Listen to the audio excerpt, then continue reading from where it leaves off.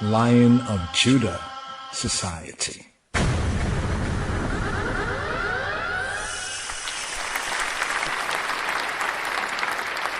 Lion of Judah Society.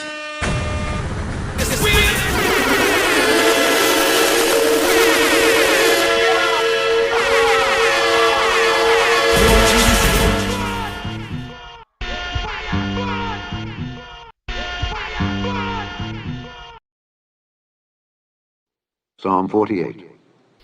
מזמור מ"ח, שיר מזמור לבני קורח.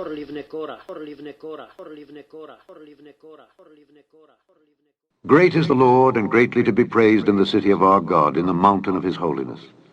Beautiful for situation, the joy of the whole earth, is Mount Zion on the sides of the north, the city of the great King. God is known in her palaces for a refuge, for lo, the kings were assembled. They passed by together, they saw it, and so they marveled. They were troubled and hasted away. Fear took hold upon them there, and pain as of a woman in travail. Thou breakest the ships of Tarshish with an east wind.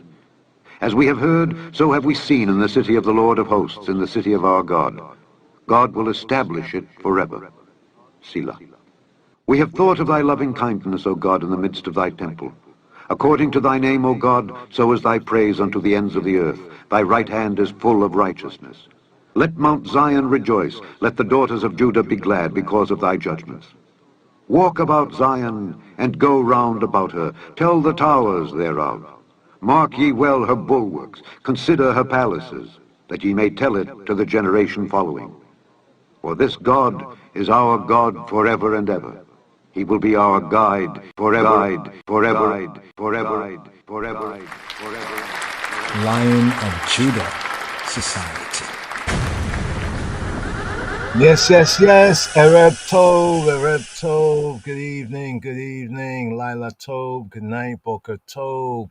And a good dawning, good break of day, Shavua Tov. Hopefully one is having a good, strong this week right here. So it's the eve in the world. It's the eve of what they call their Thanksgiving Day. Yeah, well, we should be thankful every day, but of course, if ones and ones have an opportunity, to be with family or loved ones, and to see family and loved ones, and hopefully that is the best and the bless that one can, expect or should expect.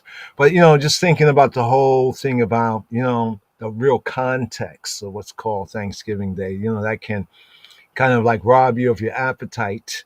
So some will be fasting, some will be praying, some will be giving thanks and praise, some will be eating turkey, some will be doing this and that, or just have a day off. But here for the Wednesday podcast right here, the evening podcast. We usually would call it the evening, though it gets into some of the early hours right here. And I give thanks to the brothers and sisters, that tune in, that, drop in and that attend, and also, in the chat, let's try to be respectful in the chat, and also if you can keep it on some of the topic matters, questions can come up, whether ones and ones in the audience can answer those questions. Hopefully we get to a time of, Q&As as well. But here in this sabbatical study, this Shabbat Strong, here we're at the seventh sabbatical study. Here for this Shabbat Strong, here the Torah reading and feeding. Wayyetzei, Wa and Yetzei. Some say Vayyetzei, some say Vayyetzei, but more Afro-Shemitically, Wa and Yetzei. And he went forth. So here we have the narrative, the patriarch Yaakov, Jacob, going forth, starting a family, but this family is a family of the Beit Yisrael, the Beta Israelites right here. So here we basically get the birth, right, of the patriarchs, these patriarchs who will become the patriarchs of the Bnei Yisrael, of the children of Israel right here. And what a can we call it drama? You know what I'm saying? It was like almost like an ancient, I won't call it soap opera, so to speak. I know I just called it, I just said soap opera, but it's kind of very interesting, what's going on in the narrative. And hopefully we get some time to kind of unpack the narrative, what is said, why were these particular patriarchs, named, what they were named, what was going on, within the family affairs of Yaakov, of Jacob. Now coming up, of course, we're going to get the naming. His new name is going to come up. But right now, he's as his patriarchs were, he's sojourning here and there. And here we have Yaakov, right? New Testament James, just for ones and ones. If you didn't know that James, right, is really Jacob, Yaakov, right? James is Jacob. Even the one they call King James, it says Iacobus, sometimes with an I. Iacob. But here we have Jacob, the patriarch Jacob, aka quote James, right? Jacob. Interesting that the first bishop of the Nazarene Christians and believers, was named James, aka Jacob. So that's what we have, like the Epistle of James. And it's interesting because in the first part of the Epistle of James, we get something very, very interesting that's written right there. Let's start out right here with this particular point right here. Let's go to James, right? The book of James. And here we go. Let's see if we can bring this up right here. Boom. Let's bring it on screen. So here we have James, a servant of God and of the Lord Jesus Christ, to the 12 tribes which are scattered abroad. Greeting. So here, this greeting right here. So here we have, okay, Yaakov, Ebed Elohim, Wa Adonenu Yeshua HaMoshiach, right? Sha'el, right? Le Shalom, right? Shanem Asa, right? Ha Shabbatim, right? Ha No Futzim, right? No Futzim. There we go, right there. Ha No Futzim. Look at some of the different translations right here. At least there's two basic translations right here, right, in the Hebrew right there. But here we have Jacob right here, Iacobus in the Greek, Iacobus, right? Jacob, Iacobus. Let's go over here. Look at James. Here we go. Iacobus or Iacobus, right? In the Koine Greek, Iacobus. So James, this is the name of the patriarch, right? Within the Koine Greek, right? It's called James. Well, actually, in the Greek, it's not called James. Let me correct myself. In the Greek, it's not called James. It's in the English, right? Coming down to the later English. In the Greek is Iakobos, Iakobos,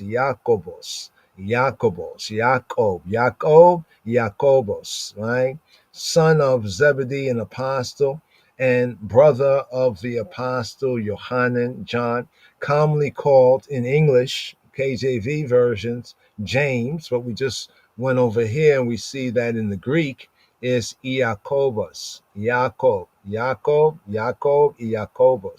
right? So he's commonly called in the English James the Greater, or the elder Yaakov, the elder Jacob in the New Covenant, and he was slain by Herod, right? Slain by Herod in Acts of the Apostles, chapter 12. So here we're reading about James, who became a martyr.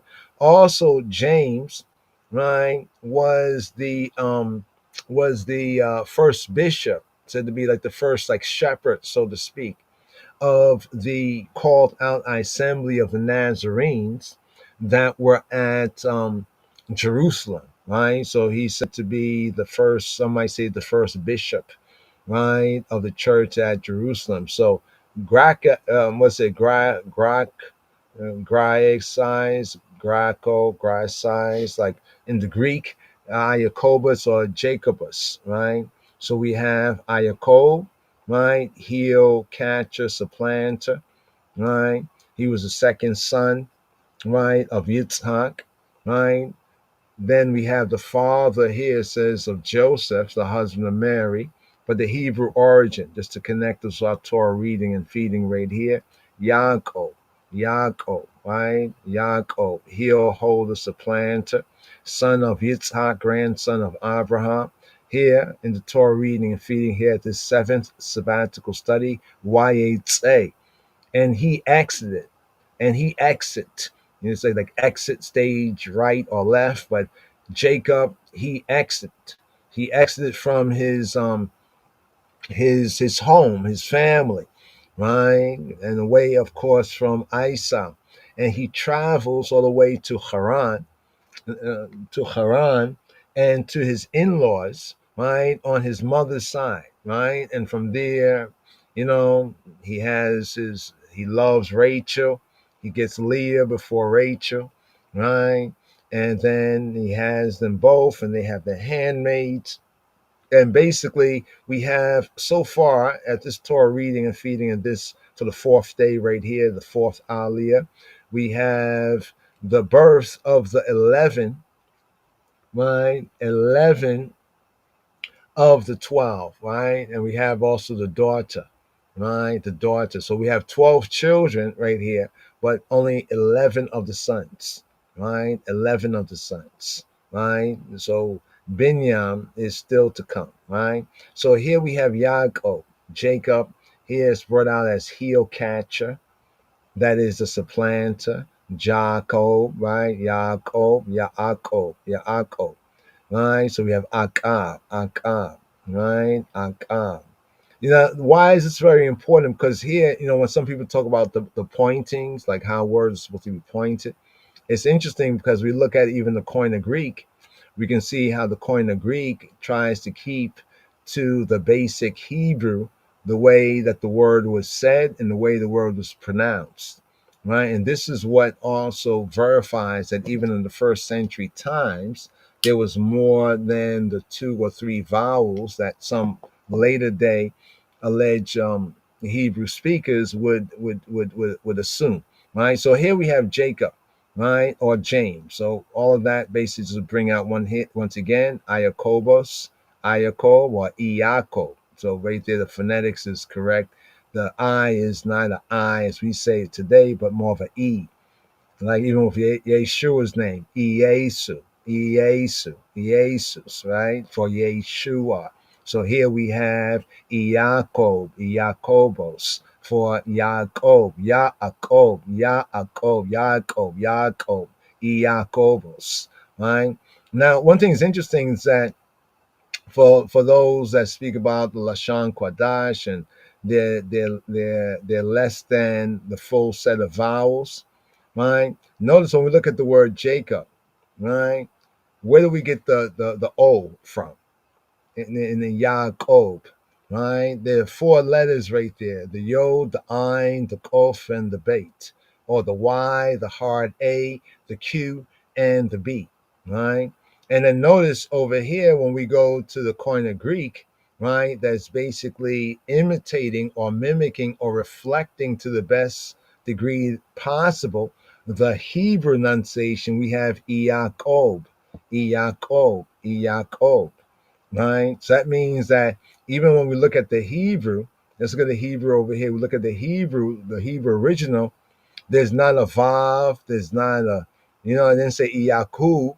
They didn't say Yakub, right? Yakub, like we hear people say Yakub. Yakub is a later day, you know, a later day rendering of the name, right? We can clearly see that even in the first century time, they understood the name Jacob, right, as Yaakov, Yaakov, right, as we have in the Hebrew, Yaakov, Yaakov, Yaakov, Yaakov, Yaakov.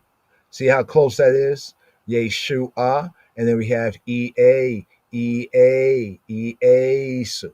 Iesus. Close, not exactly, because the Greek doesn't have the letters that it would need to bring out those sounds, right? So right here. So this even shows us that there were ancient vowels. There were already vowel sounds. Like I said, it's not about the letter of the law, but it's about the spirit. right? The letter, right? So one say, well, there's no vowel letter, like there's no particular. That is correct there, but that does not mean that the ancients did not have vowel tones or enunciations that was known to them.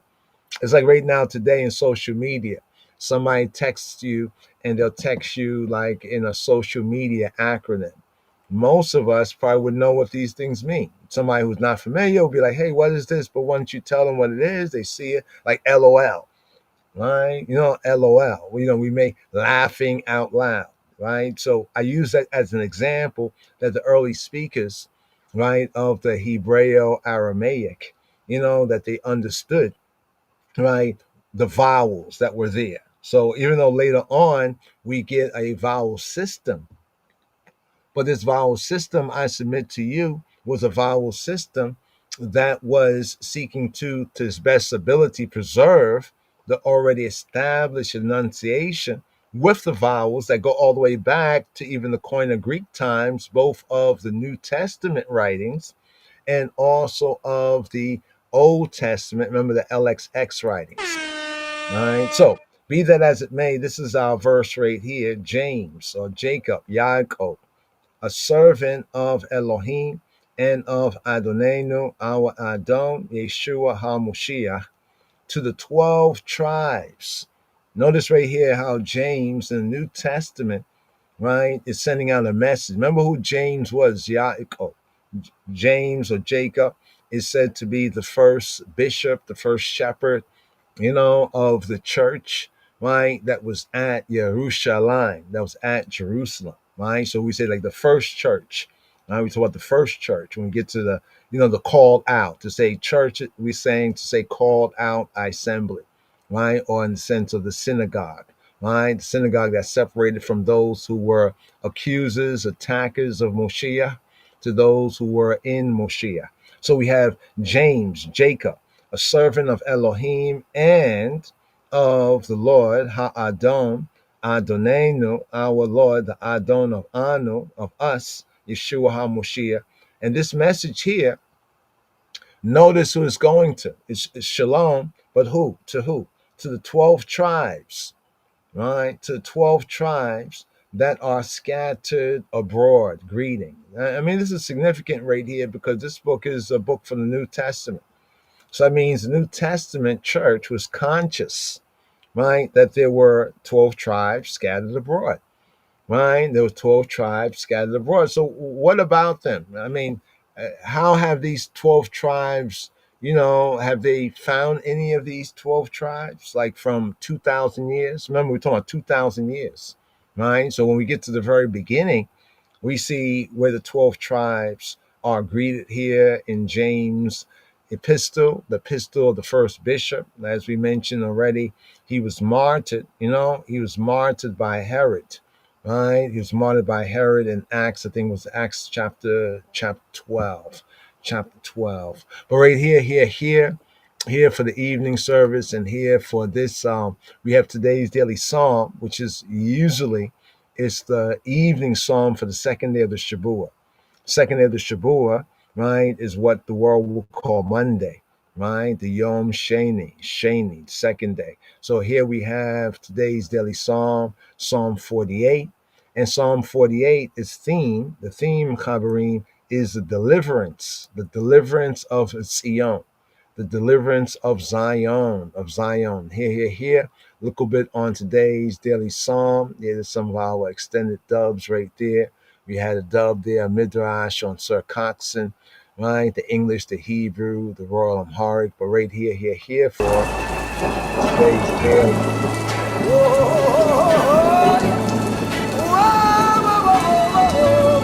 Shalom again, shalom, Chaverim. Here we have today's daily psalm. We have psalm. Great is the Lord and greatly to be praised in the city of our God, the mountain of his holiness. Beautiful is thy situation, joy. מזמור ממחטה, מזמור ממחט. שיר, מזמור לבני קורח. גדול להוא ומהולל מאוד, בעיר אלוהינו הר קדשו. יפה נופה משוש כל הארץ, הר ציון, ירקתי הצפון קריית המלך רב. אלוהים בארמונותיה נודעה למשגב. כי הנה המלכים נועדו עברו יחדיו. המה ראו כן תמהו נבהלו נחפזו. רעדה אחזתם שם אכילה כיולדה. ברוח קדימה תשבר אוניות תרשיש. כאשר שמענו כן ראינו בעיר יהוה צבאות, בעיר אלוהינו אלוהים יכוננה עד העולם. סלה. דמינו אלוהים חסדך בקרב הלקלך. כשמך אלוהים כן תהילתך. על קצווי ארץ צדק מלאה ימינך. ישמח הר ציון תגרנה בנות יהודה למען משפטך. סובו ציון והקיפוה ספרו מגדליה. שיתו לבכם לחילה. פסקו ארמונותיה למען תספרו לדור האחרון. כי זה אלוהים אלוהינו עולם ועד. הוא ינהגנו על מות. מורמי חטא. And so they marvel. מורמי חטא. מזמור מי חטא. מזמור מי חטא. מזמור מי חטא. מזמור מי חטא. מזמור מי חטא. מזמור מי חטא. מזמור מי חטא. שיר מזמור לבני קורח.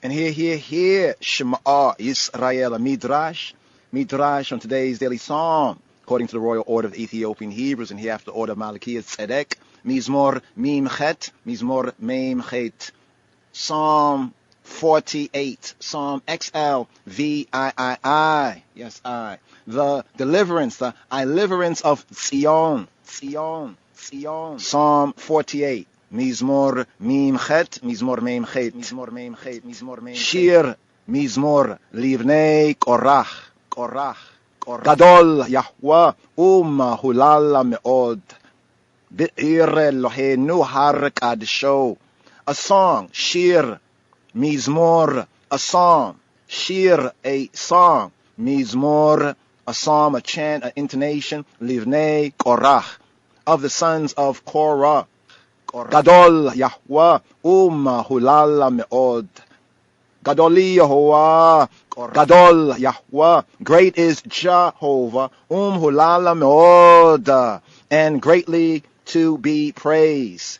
Be'ir Eloheinu Har Kadsho, in the city of Ainai Elohim Eloheinu, his holy, his isla, his set apart mountain, Har Kadsho. Here, Hebraically, the first two verses of today's daily psalm, Psalm 48, Mizmor Mem Chet. The ministering angels said, according to Malachi 1:11, from the rising of the sun even to the going down of the same, my name shall be great among the nations. And the sons of Korach, the Bnei Korach, the sons of Korah said, Gadoli Yehovah, Gadol Yahweh, Gadol Yahweh, Hulal Meod, Be'ir Eloheinu Har Kadsho, great is Jehovah, and greatly to be praised, Hulal Meod, in the city of Ainai Elohim, Be'ir Eloheinu, his holy mountain, Har Kadsho. Does this mean that Eloheinu, I Elohim, is great only in his city? No. The sons of Korah, the Bnei Korach, really meant, quote, great is Yahweh, is Jehovah, because of what he has done in his city and in his sanctuary, end quote. So, too, scripture says, according to Psalm 99:2, Yahweh, Jehovah, is great in Zion, and he is high above all the peoples. That is, if he has done such a thing to his city, how much more will he do to the peoples of the earth, of the earthly plane?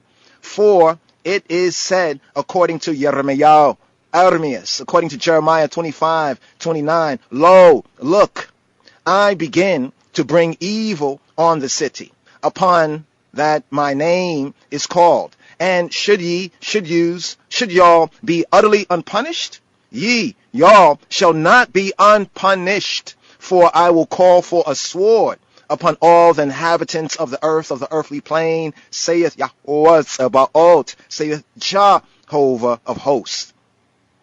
And so the Bnei Korach, the sons of Korah, really meant Gadoli Yahweh Hulal Mod Be'er Eloheinu Har Kadesho, great is Jehovah and greatly to be praised, because of the city of Eloheinu, Ainai Elohim, and because of Har Kadesho, because of his Isla, his holy mountain. Beautiful, beautiful, declared beautiful, the joy of the whole earth, Mount Zion. Yefei nofa misosa kola haaretz haaretz iona yarikete afona kiryata meleka raba. Beautiful, itiful, declared beautiful, the joy of the whole earth, Mount Zion. Yefei nofa misosa kola haaretz ion. Here Hebraically, Psalm 48, here at verse 3, the Gimel verse. Why is it said beautiful? Yefei, declared beautiful, nof, Yefei, nof, beautiful, declared beautiful. Why is it said? By this phrase, the Bnei Korach, the sons of Korah, meant beautiful because all men, all humanity declared her beautiful, beautiful, because there is none, no one like it, no one like her. Though scripture declares of Tyros, of Tyre, in Ezekiel 27, verse 3, thou, O Tyre, hast said, I am of perfect beauty. According to Ezekiel 27:3, Tyre declared, thou, O Tyre, has said, I am of perfect beauty. The words indicate only that the city of Tyros, of Tyre, said this of herself, not that others said this of her. The common saying is, one is not what one's mother says, but what one's neighbor says. The common saying is, one is not what one's mother says, but what one's neighbors say. Not so of Zion, All men, all humanity admit her beauty, even when she lay in ruins. It was said, according to Lamentation 2:15, is not this the city that men call the perfection of beauty? Nay, more. They call it the joy. Misos kol haaretz, the joy, misos, of the whole earth, called haaretz. Hence, here, the Bnei Korach, the sons of Korah, said, beautiful, declared beautiful, the joy of the whole earth, Mount Zion. Yefei nofa misosa kol haaretz haaretzion. Why was Mount Zion a joy, misos? Because she made the whole earth, the whole earthly plane, joyful, full of joy. Thus, if a man committed a sin and was troubled in his heart, so that his heart was bowed down in him, as Solomon said in Proverbs 12:25, Kier in the heart of a man bowed it down, but a good thing maketh it glad. He would go up, Aliyah up to Jerusalem, and there make an offering, so that his uckery, his sin, would be forgiven him, and his heart would rejoice, and he would go forward glad of heart from the city. Hence, here it is said, Misosa kol haaretz har Zion, the joy of the whole earth, Mount Zion. You can see for yourself that this was true of his offering. For Mount Zion, Har Zion, is described as being on the sides of the north, is described as being Yarikete Tzafon, on the sides of the north. But was Mount Zion, in the north of Yerushalayim, of Jerusalem? Was it not in the south? On the sides of the north, Yarikete Tzafon. However, it means that a man would stand and offer up his sin offering, Chada'at, his uckery offering, on the Tzafon, on the north side of HaMizbeach, of the altar. And it would be killed on the north side of HaMizbeach, on the north side of the altar. As is said in Leviticus, in the Sefer Wayikra 1:11, he shall kill it on the side of the altar northward. What does great connote in the phrase Kiryat Melech Rab, the city of the great king? The king, Ha-Melech, the Negus, even Negus and Neges, is great because he has ordained such things for his own city. He has ordained such things for this world. But in the Olam Haba, the world to come, Elohim himself will be known in her palaces as a protection, as an protection. Elohim be'armenoteha noda'a le'misagab. What is meant by the phrase in her palaces? Be'armenoteha. What is meant by the phrase in her palaces? Be'armenoteha. In her chambers. For as the guards in a city do, going about at night from door to door, so HaKadosh Baruch Hu, the Holy One, blessed be He, will do in the Olam Haba, in the age to come, protecting each and every chamber. Hence, here it is said, Elohim be'armenoteha noda'a le'misagab. Elohim himself will be known in her palaces. Now, the verses. For lo, the kings assembled themselves. They passed by together. They saw it, so they marveled. They were troubled and hasted away. Here, Hebraically in today's daily Psalm, Psalm 48, verses 5 to 6. Ki hine ha-melakim no'edu avru yachdau hema rao ke natamahu nivahelu nechbazu. This refers to the hour when Jerusalem, Arasalam, was destroyed, was downstroyed. They passed by. They passed by together. Avru yachdau. This means that Hamelakim, the kings. This means that the kings passed by together to destroy to destroy Yerushalayim, Jerusalem, Jerusalem. For it is said in Yirmiyahu, in Armias, in Jeremiah 22:8, quote, and many nations shall pass by this city, and they marveled, and they marveled.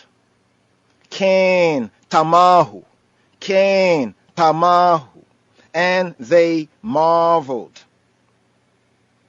This means that they marveled at her destruction, at her deconstruction.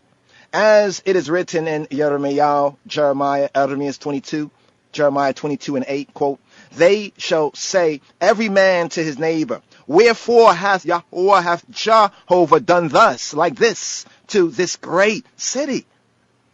Hence, it is said here Hebraically in today's daily psalm, Psalm 48, verse 6. Hema rao ken tamahu niba haloa nechpazu. They saw it rao, and so they marveled, ken tamahu. They were troubled, niva haloa, and hasted away. Nechpaz, nechpaz, nechpaz, nechpaz, nechpaz, nechpaz, nechpaz.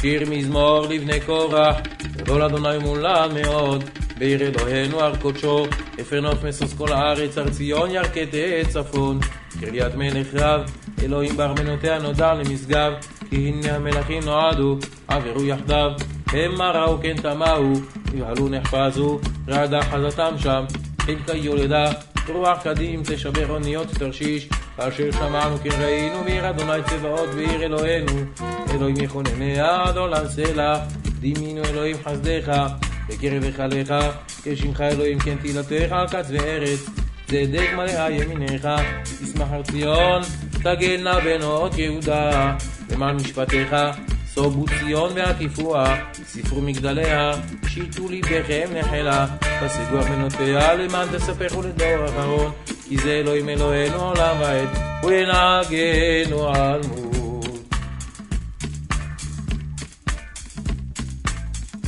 Psalm 48. מזמור מ"ח, שיר מזמור לבני קורח.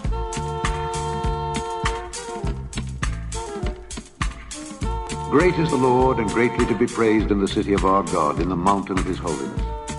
Beautiful for situation, the joy of the whole earth, is Mount Zion on the sides of the north, the city of the great king. God is known in her palaces for a refuge, for lo, the kings were assembled. They passed by together, they saw it, and so they marveled. They were troubled and hasted away. Fear took hold upon them there, and pain as of a woman in travail. Thou breakest the ships of Tarshish with an east wind. As we have heard, so have we seen in the city of the Lord of hosts, in the city of our God. God will establish it forever. Selah. We have thought of thy loving kindness, O God, in the midst of thy temple. According to thy name, O God, so is thy praise unto the ends of the earth. Thy right hand is full of righteousness.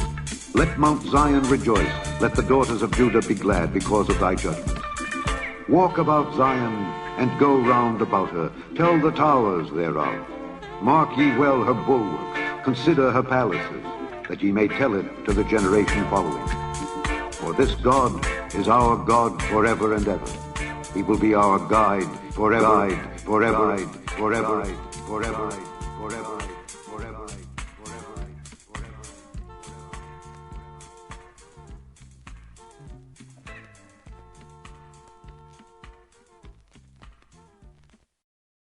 Sobu Zion, Wehakifuha, Sifrua, Migadaleha, Shitua Libekema, Lechila, Pasgu Armenoteha, Limaana Tetsapru, Lidora Acheron. Walk, trod about Zion, and go round about her.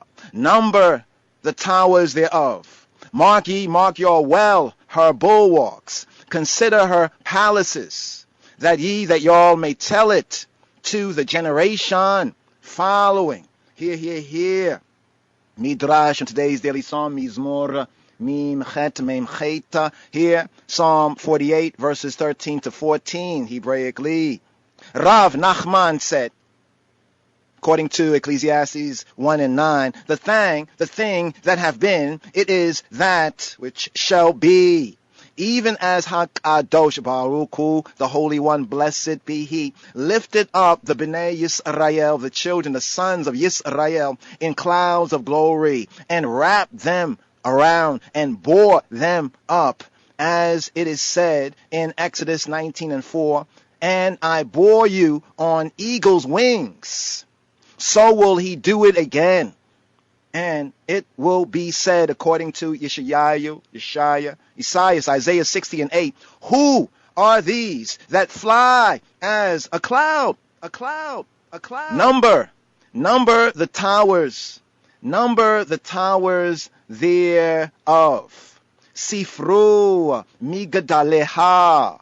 Number her towers. Number the towers, number her towers thereof. How many gardens will there be in Yerushalayim, in Jerusalem, Jerusalem? 1,184. How many towers will there be in Yerushalayim, in Jerusalem, Jerusalem? 1,485. How many mansions will there be in Yerushalayim, in Jerusalem, Jerusalem? 1,496. How many fountains? 1,676. And whence, where will the waters of the fountains come up? From 900 aqueducts. Again, Rav Nachman said, according to Ecclesiastes 1 and 9, the thing that have been, it is that which shall be. Even as the Bnei Yisrael, the sons, the children of Israel, the Israelites, B'midbar, in the wilderness, sang a song, and the well sprang up for them, as is said in Numbers, in B'midbar, in Numbers 21 and 17. Then sang Yisrael this song, spring up, O well, sing y'all to it. So they will sing a song in the Olam Haba, in the time, the Iowa to come, and the waters will spring up for them, as is said in Psalm 87 and 7. As well as the singers, as the players on instruments shall be there. All my springs are in thee. How many pools will there be in Yerushalayim, in Jerusalem, Jerusalem? 1,369. And how many gates? How many gates will there be? 144. 12 for each tribe. Hence, here it is said, walk about Zion, about Zion. Sobu, Zion. Walk about Zion. And go round about her, and go round about her. Wehakifuha. Number, Sifru, the towers thereof. Sifru migadaleha, number her towers. Sifru migadaleha. Sobu Zion, wehakifuha, sifru migadaleha. Mark y'all well her chelot. Mark y'all her chelot, her troops. that will have come to her out of exile. Mark ye well. Shitu libkem lechilaha. Shitu libkem lechilah. Mark y'all well her chilah. Mark y'all her chelot that will have come to her. Mark y'all her troops that will have come to her out of exile. Or mark y'all her dance, her chol, that she will dance. Or mark y'all her song, her chil, as in the verse in Judges 21:21. See and behold, if the daughters of Shiloh come out to sing, to chul, the songs. Pasgu armenoteha. Pasgu, her palaces. Pasgu armenoteha. Pasgu, her palaces. Quote, build high the palaces of her inhabitants. Here, pasgu comes from the same Hebraic stem as pisgah. In the verse in Devarim, in Deuteronomy 3:27, get thee up into the top of pisgah. Get thee up into the top of pisgah. A Hebraic word rendered, quote, height, in the Aramaic Targum, in the Aramaic interpretation. Shitu libkem lechilah. Pasgu armenoteha lema'ana tesapru ledora achron. Kizeh Elohim Elohenu olam wa'ed hu yenahgenu almut. What is meant by the words, for this God is our God? What is meant by the words, for this Elohim is our Elohim? Kizeh Elohim Elohenu. Here. Today's daily Psalm, Psalm 48, Hebraically, verse 15. Chaverim. Rav Berakayo, and Rav Chelpo, and Rav Eleazar said in the name of Rav Jose Bar Hanina, in the Olam Haba HaKadosh Baruch Hu, the Holy One, blessed be He, will prepare a dance. The Holy One, the Isla One, blessed be He, HaKadosh Baruch Hu, will prepare a dance for the righteous, and HaKadosh, the Holy One Himself, Baruch Hu, blessed be He, will dance with them. And the righteous, the tzaddikim, the tzaddikan, shall point Him out with their fingers. For it shall be said in that day, lo, look, this is Eloheinu, this is I and I Elohim. According to Isaiah 25:9, it shall be said in that day, lo, look, this is Eloheinu, this is I and I Elohim, I and I true good, I and I true God. Hence, here, it is said, Kizeh Elohim Eloheinu. This Elohim is I and I Elohim. Kizeh Elohim Eloheinu. He will guide us through worlds. According to Psalm 48, today's daily Psalm, Hebraically, here, verse 15. Hu yenahgenu almut. He will guide I and I through worlds. Hu yenahgenu almut. That is to say, through two worlds. And all the peoples will hear. Shema'u. They will hear of the miracles that HaKadosh Baruch Hu, that the Holy One, the Isla One, blessed be He, works for Yisrael, for Israel, as is said in Psalm 49:2. Hear this, all ye peoples, all your peoples. Give ear, all y'all inhabitants of the earth, all y'all inhabitants of the earthly plane. Lion of Judah Shihuzota, Society. Kola Ha'amim, Ha'azinu, Kola Yoshveya, Khaled.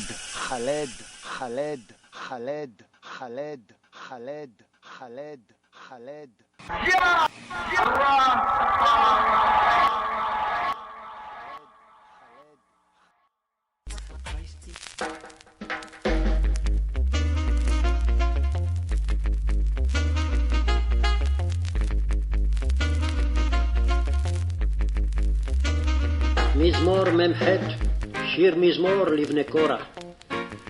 גדול אדוני ומהולל מאוד, בעיר אלוהינו הר קודשו. יפה נוף משוש כל הארץ, הר ציון ירכתי צפון, קריית מלך רב. אלוהים בארמנותיה נודע למשגב, כי הנה המלכים נועדו, עברו יחדיו. המה ראו כן תמהו, נבהלו נחפזו. רעדה אחזתם שם, חיל כיולדה. ברוח קדים תשבר אוניות תרשיש. כאשר שמענו כן ראינו, בעיר אדוני צבאות, בעיר אלוהינו.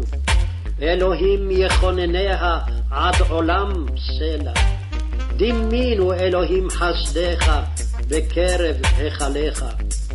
כשמך אלוהים, כן תהילתך על קצווי ארץ, צדק מלאה ימיניך. ישמח הר ציון, תגלנה בנות יהודה למען משפטיך. סובו ציון והקיפוה, ספרו מגדליה. שיטו לבכם לחילה, פסגו ארמנותיה. למען תספרו לדור אחרון, כי זה אלוהים אלוהינו עולם ועד, הוא ינהגנו על מות.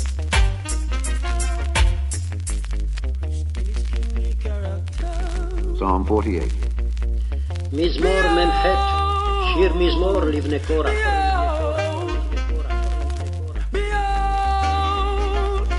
Great is the Lord, and greatly to be praised in the city of our God, in the mountain of his holiness. Beautiful for situation, the joy of the whole earth, is Mount Zion on the sides of the north, the city of the great king. God is known in her palaces for a refuge, for lo, the kings were assembled. They passed by together, they saw it, and so they marveled. They were troubled and hasted away. Fear took hold upon them there, and pain as of a woman in travail. Thou breakest the ships of Tarshish with an east wind. As we have heard, so have we seen in the city of the Lord of hosts, in the city of our God. God will establish it forever. Selah. We have thought of thy loving kindness, O God, in the midst of thy temple. According to thy name, O God, so is thy praise unto the ends of the earth. Thy right hand is full of righteousness. Let Mount Zion rejoice. Let the daughters of Judah be glad because of thy judgment. Walk about Zion, and go round about her. Tell the towers thereof. Mark ye well her bulwarks. Consider her palaces, that ye may tell it to the generation following. For this God is our God forever and ever. He will be our guide forever, forever, forever, forever, forever, forever.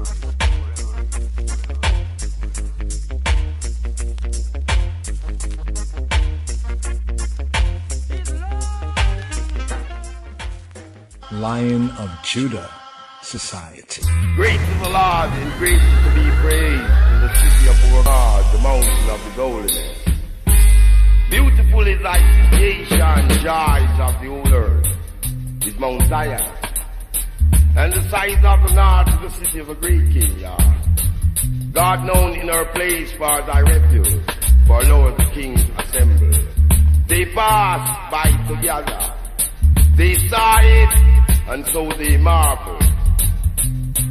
They troubled and hasted away, for they took hold upon them, pained as a woman travelled. Thou breakest a ship of Zion with east wind, as herb and oak of east seen the city of the Lord of hosts. In the city of our God will I establish it forever, ever, ever. We have truth as the loving kindness of our God in the midst of thy temple. According to thy name, O God, so the praise unto the ends of the earth. Righteousness in the hand of righteousness. Let Mount Zion be rejoiced, yeah. Let the daughter of Judea be glad, because thy judgment, yeah. Walk about Zion and go around about here. Tell it towards before, yeah. Great is the Lord and greatly to be praised in the city of our God, the mountain of his holiness. Beautiful for its station for joy and the whole earth, God.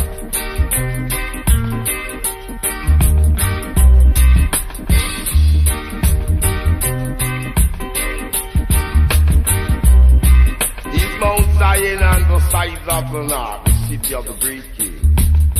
God known in her place for the refuge.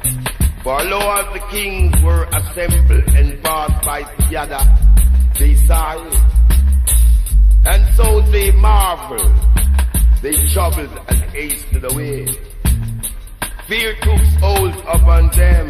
They have seen as a woman that traveled. They have seen as a woman that go on a travel, yeah. I saw a ship travels with east wind, and we as herbs haven't seen the city of the Lord of hosts. The city of our God will I establish it forever. Forever will I establish it, yeah, yeah. God known in his place for thy refuge, Lord the King accept. For from the rising of the sun even unto the going down of the same, my name shall be great among the Gentiles.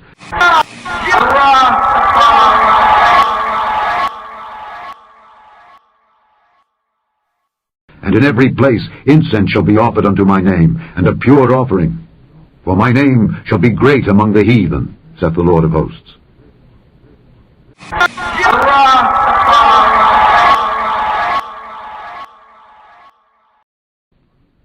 Then they that feared the Lord spake often one to another, and the Lord hearkened and heard it. And a book of remembrance was written before him for them that feared the Lord, and that thought upon his name. And they shall be mine, saith the Lord of hosts, in that day when I make up my jewels, and I will spare them, as a man spareth his own son that serveth him. Then shall ye return, and discern between the righteous and the wicked, between him that serveth God, and him that serveth him not. But it's true. And David my servant shall be king over them, and they all shall have one shepherd. It is good that you are here to record this picture of me in my palace garden at Addis Ababa.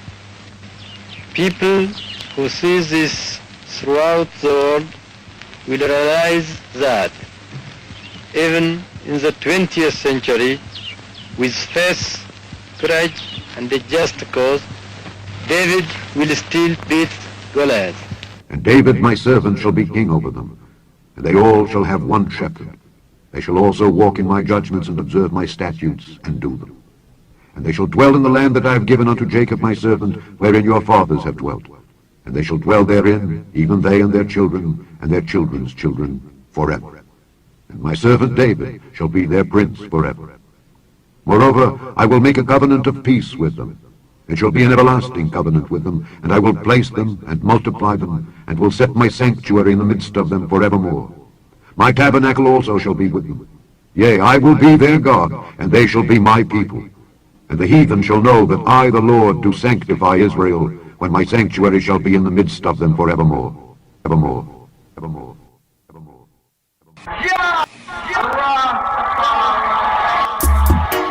More lion roaring to me. All praises to his majesty.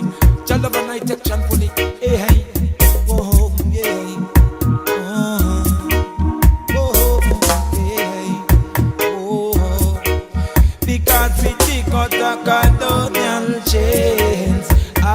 why come your blood ship set sail. It's the Ija put him manage heaven herb gates. Rasta man of a set mountain. That day must come again. To battle Angie Kinsilasi I name. What a long eternity time frame. Create the forces you aspiring to tame. To humble within wrong is righteous spirit. That is good spirit. Ah, yes, in the kingdom trees balancing over it. Hey, hey, hey, hey. Come here to see the old dragon slain. Come here, come build man, cause man build I say. Want me walk the two-dimensional pain. Me youth hygiene gone in again. So humble within wrong is good spirit. That is good spirit. That is good spirit. Ah, yes, in the kingdom trees balancing over it.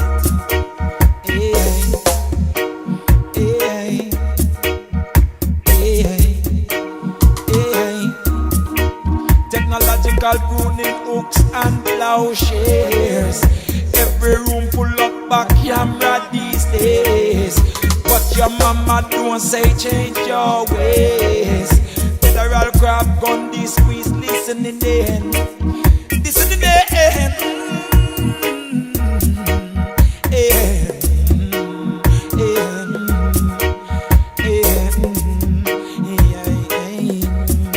What could evolution of the elements became?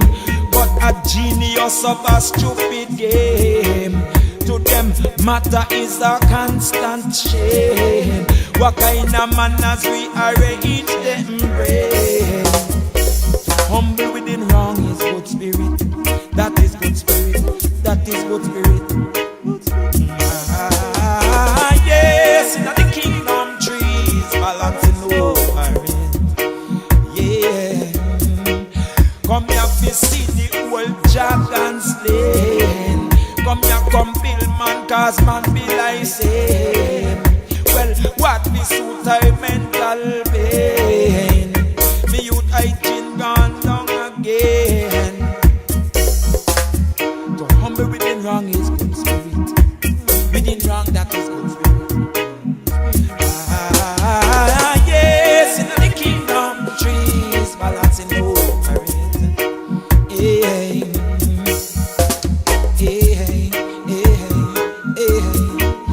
Because we the cut of colonial chains. After a while come your blood ship set sail. It's the Ija put we manage heaven herb gates. Rasta man of a set mountain. That day must come again. To battle at chicken till I see I name. What a long eternity time frame. Create the forces you aspiring to tame. Ah, yes, in the kingdom trees balancing over it.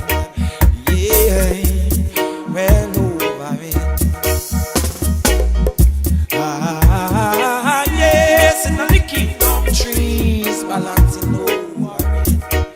Zion, yeah.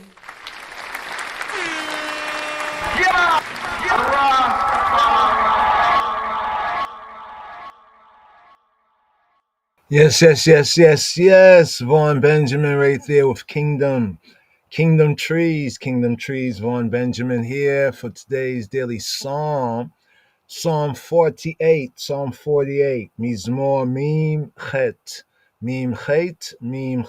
Mim, Hebrew letter Mim, numerical value 40, and Chet or Chet, the 8th letter of the Hebrew alphabet. So Mizmor Mim Chet, Psalm 48 here. Psalm XLVII. Its theme, one of the themes of today's daily Psalm 48, is the deliverance. The deliverance, we say the I-liverance, the deliverance of Zion, the deliverance of Zion. So here in Psalm 48, we have the last of a trilogy, right? You can say a trinity, a trilogy of Psalms. Now also let it be noted that Psalm 48 is a standing psalm Judaically and also according to the Royal Order of the Ethiopian Hebrews for the second day of the Shavua, the second day of the week, that is called Monday. So the Monday evening psalm, Judaically and according to the Ethiopian Nazarene, the early, we could say, followers of Moshiach Yeshua, the psalm for the second day, evening psalm, Psalm 48. And it said, according to ancient tribe, that these were the psalms that were chanted in the Haykal, the temple known as the Haykal of Yerushalayim, Jerusalem, up to 70 AD. Right, but here we have Psalm 48. Psalm 48 is the last of this trilogy of psalms. Right, so we have a trilogy of psalms, a trinity of psalms. We have Psalm 46, 47, and 48. So Psalm 48 is a song of thanksgiving. So it's interesting here in the season, this evening here in the season going into new day, is a song of thanksgiving, right? Of our thanksgiving, of true thanksgiving, Torah, of Torah for victory, of Torah for Yeshua, Yeshuati. Yeshuati, I like to say my salvation, Yeshua. Yeshua, salvation, the man, Yeshua. So here we have in Psalm 48 a song for thanksgiving, for Torah, for Miskana, for Nuf, thanksgiving, for victory. In Hebrew, Yeshua, as victory also means salvation. So Yeshuati, my victory, my salvation, my preservation. So we have a song of thanksgiving. So here we have a thanksgiving song right here. It's connected with Psalms 46 and Psalm 47. So Psalm 48 is the last of this trilogy of Psalms. Right? So let's just review right here. We have Psalm 46. It's themed Elohim, the nation's stronghold. Now, here we are actually in the second, this is the second book right here. Was it 43?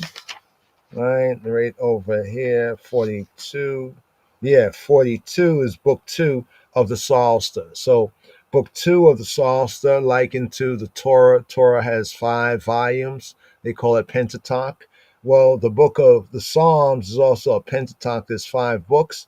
And from Psalm 42 to Psalm 72 is book 2. Right? It's very interesting when we start to study like the Psalms in book 2.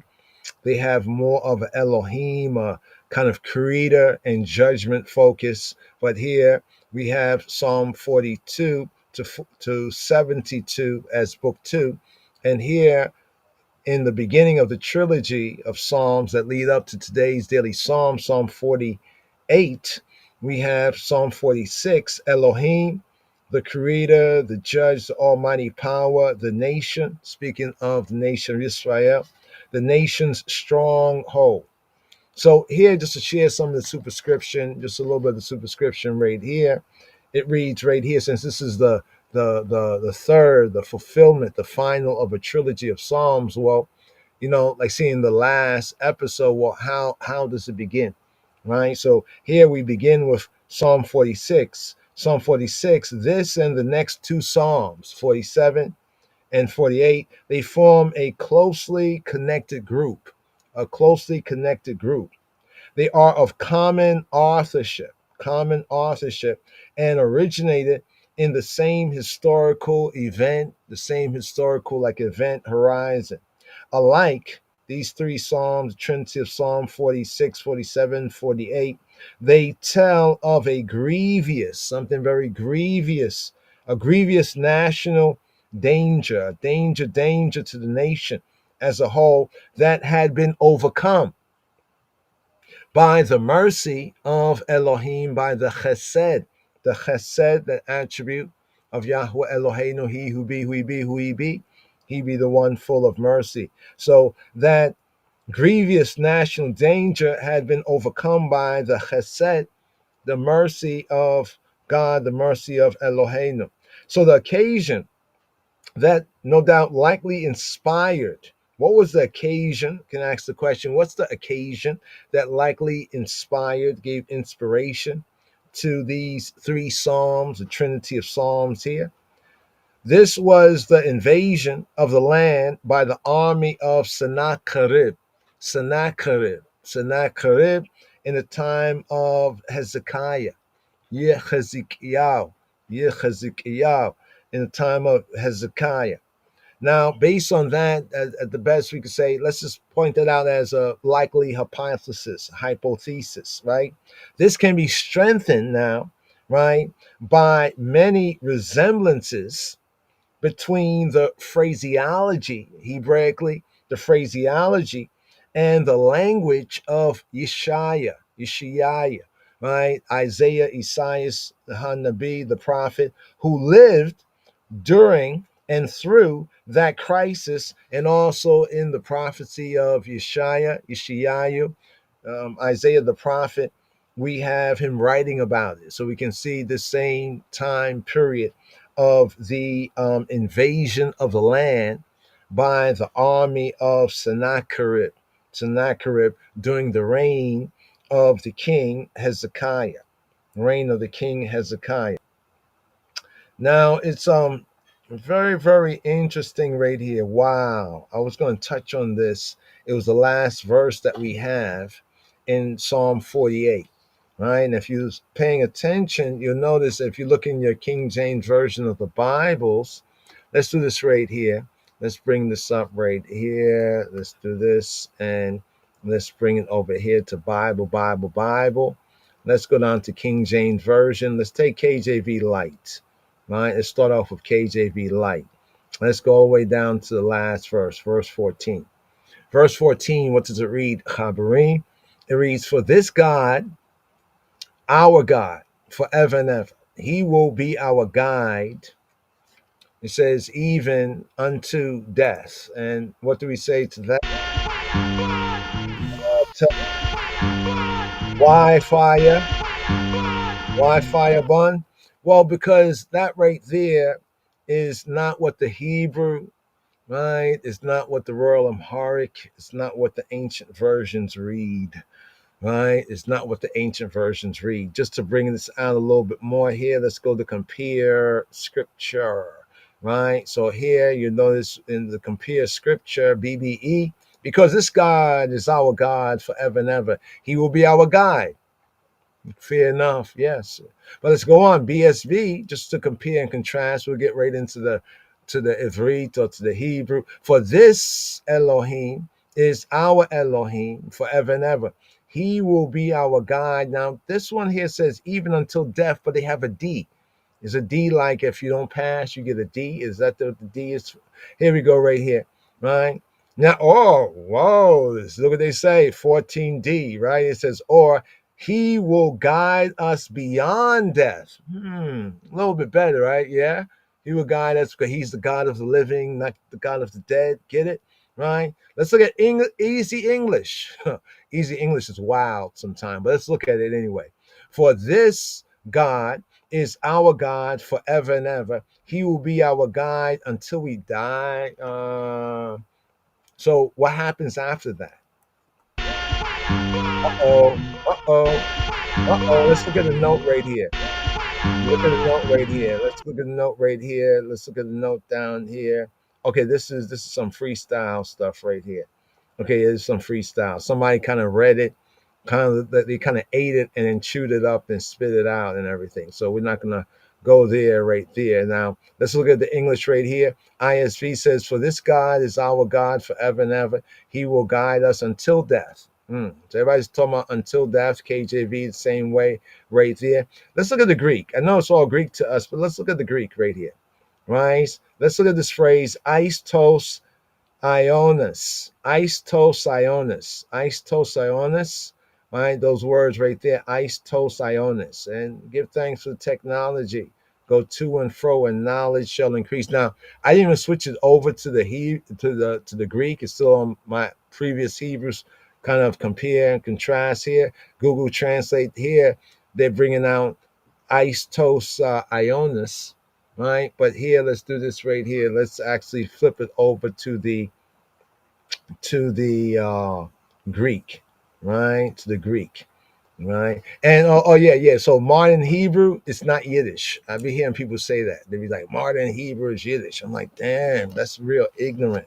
That's real stupid, right? Especially with the technology, you can look things up and stuff. If you didn't know, you're just guessing. Okay, right? But here it says ice toast ionis. I don't know if you can see that at the bottom. Can't make it larger. Ice toast ionis. Right? Let's do this here in case we want to come back to it, take a screenshot. It says to the ages, right? So that's how the Greek reads, right? Just want to show you that's how the Greek reads. That he'll be our guide. Ice to Sionis, right? To the Ionis, to the eons, right? To the eons, to the ages, the eons, right? So ice to Sionis, right? Or some might translate that to the worlds, to the world. That's why in our midrash that we brought out, he will guide us. What it said right there. Let me hold on for a moment. I probably can bring it up on the screen as well if we go there. But let me just get my hard copy. It was in the earlier part of our presentation right here on today's daily song. Let's bring this out right here where it says, okay, it says, boom, boom, boom. It says, he will guide us through worlds. This is how it's brought out in the Hebrew study right here. He will guide us through worlds, right? That is to say, through two worlds, right? And all the peoples will hear of the miracles of HaKadosh Baruch Hu, of the Holy One, blessed be He, that He works, that He does for Yisrael. And then it links this psalm here with the next psalm, verse 2, where it says, or verse 1 in the KJV, hear this, all ye peoples, give ear, all ye inhabitants of the earth. But here's how it's brought out. Here's how it was brought out in our Midrash study, right, on this verse here, KJV verse 15. KJV verse 14 and the Hebrew be verse 15, right? But let's go on. We're at the NET. So we just went up here to see what the Greek said, ice, tos, ionis, right? To the ages or to the worlds is the Koine Greek.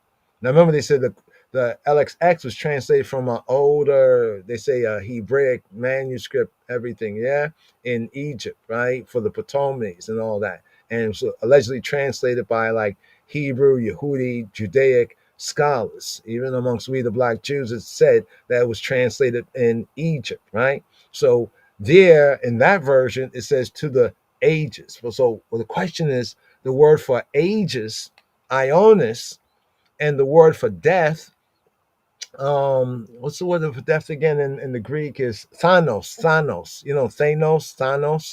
I think they have like a video game or something like that. Thanos or Thanos or something out there. We heard about it, and he was talking about. I'm like, I wonder they know that means death. I was just thinking to myself, I wonder they know.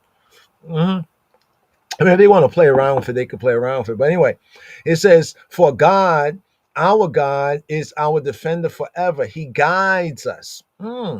NET, right? He's like more like some of the Hebrew, right? From the Hebrew to English, other Hebrew to English translation. So the NHEB, it says, for this God is our God forever and ever. He will guide us forever. Yes. There we go. Round of applause right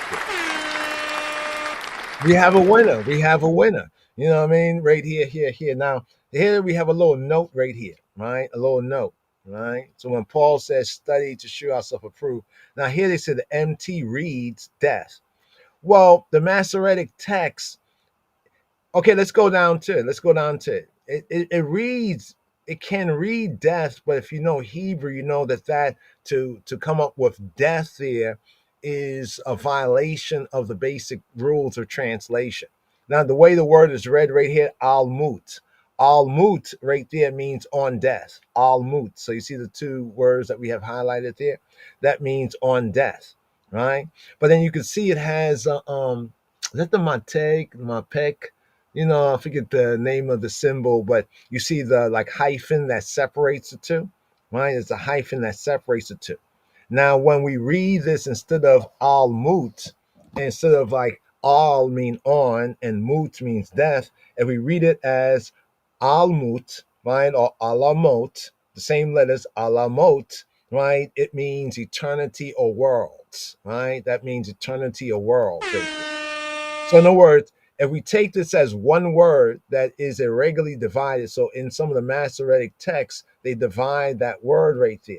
But anyone who understands the Hebrew would know, let's get into this right here, right? Some say al-mut. Literally, it's al-mut because it has that hyphen that separates it. But if we read it Hebraically as one word, right, and repoint it, right, as that one word would be, it'll be olamot. But just now, when I was going over the beginning of this trinity of Psalms, since we're at Psalm 48, this is the psalm that we're studying right here, Psalm 48, which is the evening psalm for the second day of the Shavua, right? In other words, the Monday evening psalm. But here it's our daily psalm. So it's a psalm of thanksgiving here, giving thanks, not just because it's Thanksgiving among the Gentiles, you know what I mean? But because for us, it's always time, there's always reason to thank and praise. But here we have olamot, right? So let's break it down right here. When we look into the AV, the authorized version, and the RV, the revised version, they still read even to death, right? That, however, in the Hebrew, it requires an il instead of an al. So in Hebrew, say il, like il Moshe, il Sinai.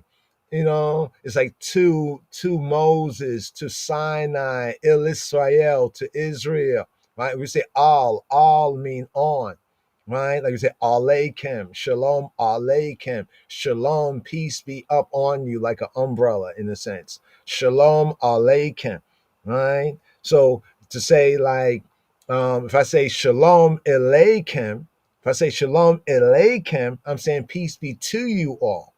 If I say shalom aleikem, I'm saying peace be up on you all. Again, shalom aleikem, shalom aleikem, shalom alei, all up on, elei to. So there's a difference there. Those sounds very similar, but it's a difference. So an intelligent listener, a hearer, would understand the difference between shalom aleikem and shalom aleikem. Shalom aleikem, aleikem to you all, right? Shalom alei, upon, kem, upon you all. So this is bring that out. So here, in looking at what we have highlighted, in fact, we're going to do this right here. Give me a moment right here. That's why we had to go over the Scorby audio and we had to re-edit it, right? We had to re-edit it because we said that, even, that's not correct. You know what I'm saying? Didn't want to bring up that word sound because Yahweh Eloheinu, the God of Abraham, Isaac, and Jacob, the God of the living, not the God of the dead, and all live to him. So even those who are beloved ones of the faith that pass on, they live to him. You know what I mean? That is the faith. That's the emunah. The faith that was once given to the saints. It says that we must what? We must contend, right? Earnestly. So right here, it's al-mut. Is it on death? Right? Right? See, it doesn't make no sense in Hebrew because when we say wa'ed hu, right? Olam wa'ed, and it says who, he, right? He, ye nahegenu, he will guide guide us, ye nahegenu, who, ye nahegenu al-mut. He will guide us on death, right? If it's like up upon death, like above death, okay, yeah, that could be a sense there. But in the basic translation of the Hebrew, let's break this down, y'all. Right? So here we have all, right? Not al. Al is a negation in Hebrew. Al, right? If I say al tiru, right? Al tiru, don't y'all fear. Al tiru, right? Al tiru, right? Don't y'all fear, right? Al, not tiru, to say like you all like afraid, you know what I'm saying, in that sense, right? But saying all, so all is different than al, right? And all is different than al, is different than il. This is just the Hebrew. I know there's these ones that say, oh, there's only 3 vowels. I think we just had demonstrated that a little bit earlier with the name Jacob, right? So you say Jacob, You say Jacob, right? And you cannot discern that from the letters, from the whether you look at the paleo or you look at the asherit, you know what I'm saying? But here, all right here, right? All, right, means up upon, right? But now when we bring it together, let me see right here. Let me go over here. Let me look at the note right here. They say until death. Let's scroll down here, and they go unto death right here as well, right? Now I noticed something in the first of the Trinity, the Trinity of Psalm, these three Psalms. Remember I said that this Psalm here, Psalm 48, is the last of a trilogy. So we went back to Psalm 48, and then I noticed something in the superscription of Psalm 48. Let's go back here. Let's go back. Let's go back. Let's go way back. Right? Okay, let's do it like this right here. Let's go right here. Let's go to the first verse. Right? KJV. Right? Let me highlight the word, make it easy. Right? Right? You see the word highlighted right there? That's where that there we go. There we go. Now, this is what we are proposing within what we just see right there when we look at the manuscripts. In the manuscripts, they break down the word alamot, breaking down the Hebrew letters could form a new word, almut, on death. Alamot, right? Alamot and almut. Now, that's when I noticed this here when I was just going through that and sharing that right there, that as a Hebrew word, right? Alamot may mean maidens. Maidens, virgins, maidens. Let's bring it out for you. Alamot, right? Young woman, soprano. Young woman, soprano. This is in the superscription of Psalm 46. So here we're beginning with the first verse in the trilogy of Psalms 46, 47, and 48. And we're comparing a word in the first verse, Hebraically, of this trilogy of Psalms, Psalm 46, with the last verse, the first and the last, right? With the last verse in the third of the trilogy of Psalms, and that is Psalm 48. Hebraically, it'll be verse 15, but in the King James Version, they will mark it as verse 14, just that difference. So here, alamot, right? Alamot here, right, is brought out as young woman, soprano. Right? But you notice that they put question mark after. They're not really sure, right? Alamot, right? So now I'm gonna have to probably go to Alama. Here we have Alma. Now, does it mean on virgins? Maybe that's why they put the hyphen there and just went for it, right? Let's see if we can show you this right here. Let me do this right here. Boom, boom, boom, boom. Let me take this. I'll do it right. Okay, here we got alamot, right? Alamot right here. Copy this. Let's go over here. Let's put this in our search. This is how we do it. Let's see right here. Let's go to, we'll use this version to right here, unpointed. Okay, so here, alamot, alamot, right here, menatia, alamot, right, alamut, right, there we go, alamot. Give me one moment, just looking through right here. This is the alamot right here. I'm trying to find a reference right here. Let's see right here. Okay, here. Okay, this is New Testament versions right here. Okay, so here it has versions. Give me one moment. Let's see right here. Right, let's go right here. Just took out a letter. Right here. Let's see right here. This is all Chronicles right here. Okay. So now in Hebrew, to say like worlds, I'm trying to find a verse right here with worlds, with this particular breakdown right here. Give me one moment. Let me look at this right here. Alamot, because let's see, Alamot. Yeah, Alamot. Here means world's eternity. World's eternity. Because it's actually from the Olam. Olam. Let's go back. Go back right here. It's from the Olam. Now, Olam is worlds, right? It's one way to say worlds, like to say eternity. So let's go back over here. So here in the first verse right here, it's a song up on Alamot. Now, some say upon virgins, and there's a whole big reasoning about, okay, what can this mean, right? A term right here, right? And here they say properly girls, soprano, female voice, or perhaps some say as music, a falsetto, right? So then we have this right here, right? Let's go over here to the words. Olam, Olamot. Let's go over here. Olam, right? Olam. Let's see. Olam. Right. Go back over here. Give me one moment. There we go. Alam. Okay. So the root word is alam. Right. Just go back to the root. Alam. Right. So the root word is alam. Alam means to hide, to conceal, to be hidden, right? Something to be sealed, right? Hidden, concealed, right? Let's go over here. Alam. You see where alam here, perpetuity. This is where we get the olamot. This is the root of olamot. I'll find it in the verse, but just to keep it pushing right here, olamot, perpetuity, antiquity, the sense of forever. So you see it's the same word, alam, right? But alam in the sense of to hide, to conceal. Okay, let me clear the screen there so you can see the full screen. There we go. To hide, to conceal, to be hidden.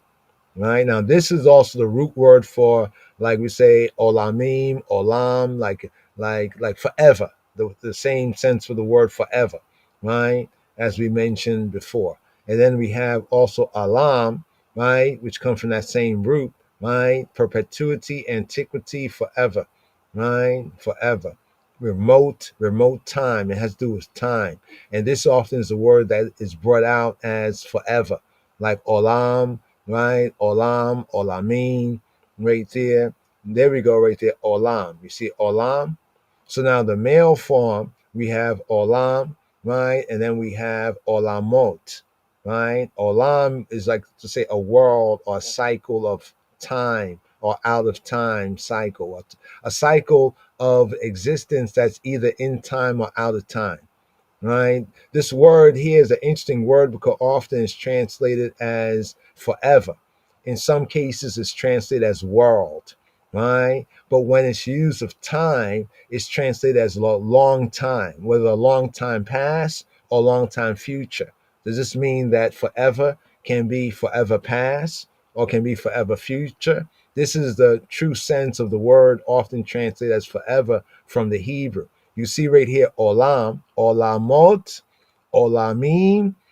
Olamim is like a masculine sense, dual masculine. Olamot is a feminine sense, but they both have the sense of forever, right? Concealed, that is the vanishing point. Generally, time out of mind, right? So the sense of eternity or forever, right? Hebraically has to do with time, right? Time out of mind, like time beyond what you can imagine. Time when we say that the Almighty is forever, right? He exists in time, but before there was any time, he still was in existence. That sense of being time out of mind, right? Past or future. In the practical sense, when they translate it as eternity, or in the other phrase, forever, right? So right here we have the root sense, right, of the olam, right? Now notice the letters olam, and then adding a tav after that is the feminine sense of forever, or olamot, right? Right. So this is why I went here, because I'm still looking for the word, but sometimes they don't have the word conjugated, like in all the conjugations. So olam is the root, olamot. Olam, olamot. So that ones can understand what we're seeking to bring forward here. Now here we have Elam. Elam is a young man. Elam, like a young man kept out of sight. right? And then we have the feminine version of it, alma, alma, alma. It so happens that the word for virgins, right, olamot or alamot. So we have alamot and we have olamot, right? But when we look at the Hebrew, it's the same primary letters. But if we say alamot, right, we are speaking of virgins, and we say olamot, we're speaking of the sense of foreverness, right, or worlds, right? I just want to bring that out. So olamot, right, means worlds, eternity, right? So when we now look at this particular verse, right? Now this is a whole like all almon concealed, right? Almon, right? So you can see how it bears a similar alamot, soprano, where we were just at right here. Now notice, as we mentioned before, let's back it up all the way out of this right here. Went kind of far right here. Give me one moment. Okay, there we go. Let's go back to Psalm 46, right? 46 and 1. So before we touch on the final verse in Psalm 48, right, let's look at this similar word here, right? So here it says to chief musician for the sons of Korah, a song up on Alamot, right? Not Olamot, not upon forever, but Alamot. Not Olamot, but Alamot. So what does this mean? Right? Is this saying this song right here is upon virgins, or it's a song that virgins are singing? Some people have come to that, like young woman, soprano voices. Is this what the superscription in Psalm 48 is saying? No, right? The suggestion that the song was sung by a female choir, it has to be rejected just factually. Why do we reject it? There's nothing against women singing, but it's rejected because that did not exist in the temple, that did not exist in the Haykah, right? One cannot find a period. Now, did women sing? Of course, women sung, but there was no choir. This here is for the Levitical chanters, right? Keep it Levitical, the songs and praise, right? So there was no female or choir, right? Others would suggest, well, if it's not female choir, since it's alamot, and the women have like the higher voices, so perhaps it is suggesting, right, like soprano voices of boys. This is what some people, they'll suggest the alternative. If it's not virgins, because virgins or singers, like female singers, didn't exist in temple times.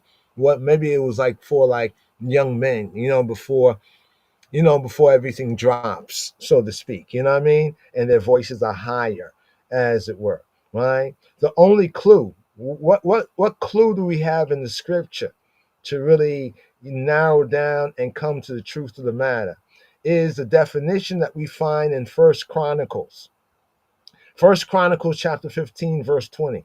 Now remember, we're dealing right here with this word, right? That when we look at it here we see it together.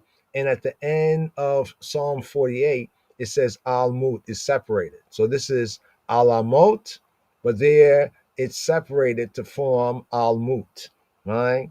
And we already established that, well, that last verse in Psalm 48, right, KJV wise, verse 14, could not be on death, because first of all, the Hebrew doesn't make sense. He'll be our guide on death. And then they translate it falsely because they say unto death, like to death. Well, in Hebrew, we would not use, if we're saying to something, like towards something, we would not use all. We'll use ill, right? We don't use all but ill, right? So there's a whole different sense there. So this is why we reject that right there. And others also, even in the Royal Amharic, rejects it, right? Some say it could be because of the Septuagint, as well rejected it from an earlier Hebrew manuscript. But we just look at these letters here.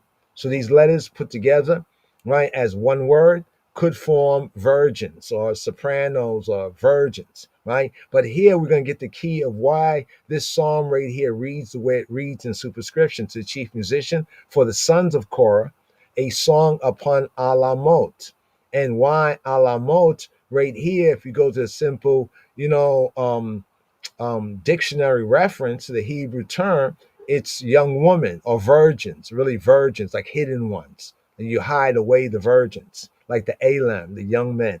They're like kept out of sight in that sense, like the young girls. Or it can also refer to soprano, or it can also refer to a female voice, even in the sense of falsetto. So musically, right, it can refer to soprano, female voice, or falsetto.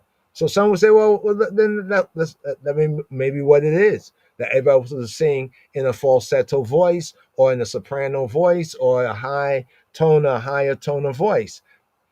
It could be, right? It could be virgins too. It could be a bunch of virgins singing, but we already rejected that because there were no virgins, no female singers in the temple, right? And then also the soprano voice of the boys. So how do we really get to know what the truth of the matter is? Well, here a little and there a little. So let's go here a little. Let's go to First Chronicles 15:20. First Chronicles chapter 15 verse 20. All right, let's scroll down here, bring up King James Version. We use a King James Version because the King James Version, beside the Hebrew version, is the only version we can actually look at the words side by side. You see what I'm saying? The words side by side. If you notice the other versions, you can't do that with it, right? If you notice, and then the Tanakh, we can do that with the Tanakh, right? So this is one reason why. Plus, it's the main one that built this Western Gentile world. And therefore, if we want to see how it's been constructed and need to deconstruct, we need to go here, right? So here in the King James Version, it says, and Zechariah and Aziel and Shemiramot and Yehiel and Uni and Eliab and Maaseiah, right? And Benaiah with psalteries on Alamot.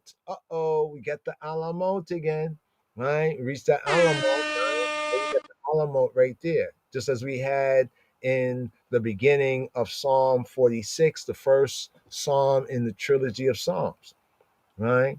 So here, let's bring this out right here so people can see it for themselves. Alamot, same word, right? So why did I say that this is the clue that we have? Right? The clue that we have. Well, we have this clue here, right? We can also go to what's that 6 and 1. Okay, we'll touch on that. No, I see another note right here. But let's break this down right here. It says that Zechariah, Aziel, Shemaramot. Let's bring out the Hebrew. Ua Zechariah, we Yaaziel, Ua Shemaramot. We Yechiel, or we Yechiel, we Uni, we Eliab, u Maaseyahu, u Benayahu, be Nebalim, al Alamot. So why do we say now, man, chant, ISV said women singers. But that did not happen, right? What's it telling us here, right? Let's see if anybody gets it, right? Here, NET says, according to Alamot style. That's close there. Alamot style, right? And there we go, NHEB. Give a round of applause to the NHEB, right? There you go. They said with string instruments, there we go, with string instruments, right? The Nibalim, the Nibalim, which are the string instruments, like the harps, with the harps, the Nibalim, right? Set to Alamot, right? And notice right here we have where it says, Bia Nibalim al Alamot. So the Nibalim. What are the Nibalim? Let's go down here to Tanakh, the Hebrew. The Nibalim, right, is from the Nebel, Nibalim. Nebel singular, Nibalim plural. Here they have a skin bag, a jar was a Nebel, right? A pitcher, a jar, a pitcher of earth, and you can see all that right there. So it's twofold sense. In a literal sense, the Nebel was like a skin bag, a jar, a pitcher, like usually earthen, like an earthen pitcher, right? In the secondary sense, as used right here, it's the harp, it's the lute, the guitar, the musical instrument. You ever see like a guitar, the body of the guitar, right? If you can imagine, this is similar to like a pitcher, right? And the sound, how the sound would echo through that hollow part like of a jar. So it kind of shows how ancient musical instruments, somebody had a picture or something, maybe blew into a bottle and heard it echo and was like, hey, we could do something with this. So we can see how the evolution, so to speak, from the Nabel, a skin bag, right? If you look at some of the old like guitar kind of like instruments, you can see how they had that similarity there. So this in this sense is that the musical instruments. So this is speaking about like the musical instrument. This shows that even back in them days, right, they had to put musical instruments like in tune. You had a tune of instruments. Instruments could be tuned up, to high or to low. Because we also find, right, right, the Sheminite. Let's see over here. This is 120. Give me one moment right here. Let's go to the next verse right here. Right? Okay. You see right here? The next verse here says, and Matitiyah and Eliphelehu and Mikaneah and Obed Edom and Yael and Isaiah with harps. You see the harps? With harps tuned to the eight-string lyre. The eight-string lyre, the musical instrument to lead. So it's giving us instruction that even when they gave praises, right, there was an order, right, to setting the musical instrument. Like before a band plays, and they're gonna make sure everything is like set properly so it can give the proper sound and everything. Now let's go back right here for one moment and let's take it to KJV. Let's see what the KJV says. Look what it says right here. It's a different reading right here. We should have actually gone back to this right here. Give me one moment. Right, give me one moment. Let's go back to the one with the Strong's words. And Matitiyah and Eliphele and Mikneah and Obed Edom and Yael and Isaiah with harps. You see what it says with harps? Let's scroll it up. With harps on Sheminite. Harps on the what? The Sheminite to excel. This is the KJV. Right? And the N, what was the NHEB? They kind of broke it down a little bit better. The eighth string. Now they say the eighth string, but that's not quite right. The Sheminite, right? They say it perhaps is an eight-string musical instrument. That's true, but it's not only an eight-string musical instrument. Sheminite basically mean the eighth. Sheminite, the eighth, right? So it could be an eight-string musical instrument. But also the secondary here where it says a musical notation, an octave. So we have between the alamot, the high tones, and then we have the sheminite, the low tones. What do we call it today? Drum and bass, right? The drum and bass, the highs and the lows, right? All about the highs and the lows, right? Having good highs, but also having the good lows. So, to really balance out the music. So we have the alamot, as we have it in Psalm 46 in the first verse. This was the highs, right? To set to set the string instrument on the high tones, and to set these other instruments on the low tones. So you see right here where it says the sheminite, right? It says to do what? To natzach, right? To lead. In a sense, I would agree to excel, but to lead, like to go forth, to go first, right? To almost like kind of lead the way, right? Just as the Menatzeyach was the one who began off, who was a musical director. So therefore, the low tones will begin. It's almost like telling us that they began off with the bass. It's almost like even today when musicians are playing, sometimes you got good bass. You start out with the bass, let the bass come in, boom, boom, boom. You know what I mean? And then everyone else just joins in. So this is the view that a proper interpretation here is bringing out, with also the historical and the cultural context. Because look at the next verse for a moment. It says, and Hananiah, right, chief of the Levites, right, for song. What did he do? What was Hananiah? What was his role? Hananiah, he instructed. He was an instructor about the song. Why? Because he was skillful. So that means before they gave thanks and praise, they had to have, some instruction, right? Instruction. Okay, you see the psalm almost like what we do when we go through the psalm. We say, okay, you see the psalm here, Psalm 46, right? Let's not just get into the first verse, but let's look at the subscription, right? Let's look at the context, right? Okay, it's a psalm of the sons of Korah. Who are the sons of Korah? What's the context of Korah? And we put it together so that we can give praise, as Psalm 47 verse 7 says, with understanding, with understanding, with overstanding, as you would say, right? So here it says he was for the carriage, or he instructed about the carriage. The carriage, about the carriage, Yasar, he was the one who chastened, disciplined, instructed, admonished concerning Masa, Masa, the burden. So here it really uses the word Masa. That's something back in the day. Masa says, Masa won't like that. Masa. Here, Hebrew, Masa is a burden, right? A burden. Ain't that something? Burden, a load. That's why it says that Yahweh, he laughs.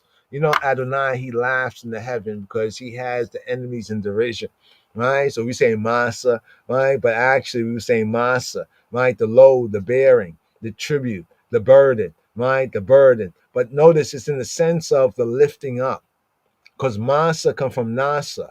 Nasa means to lift up. Masa is that which is lifted up, right? But the lifting up of what?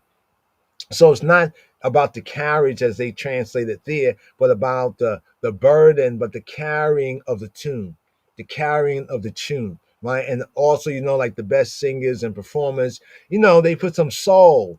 They put some soul into it.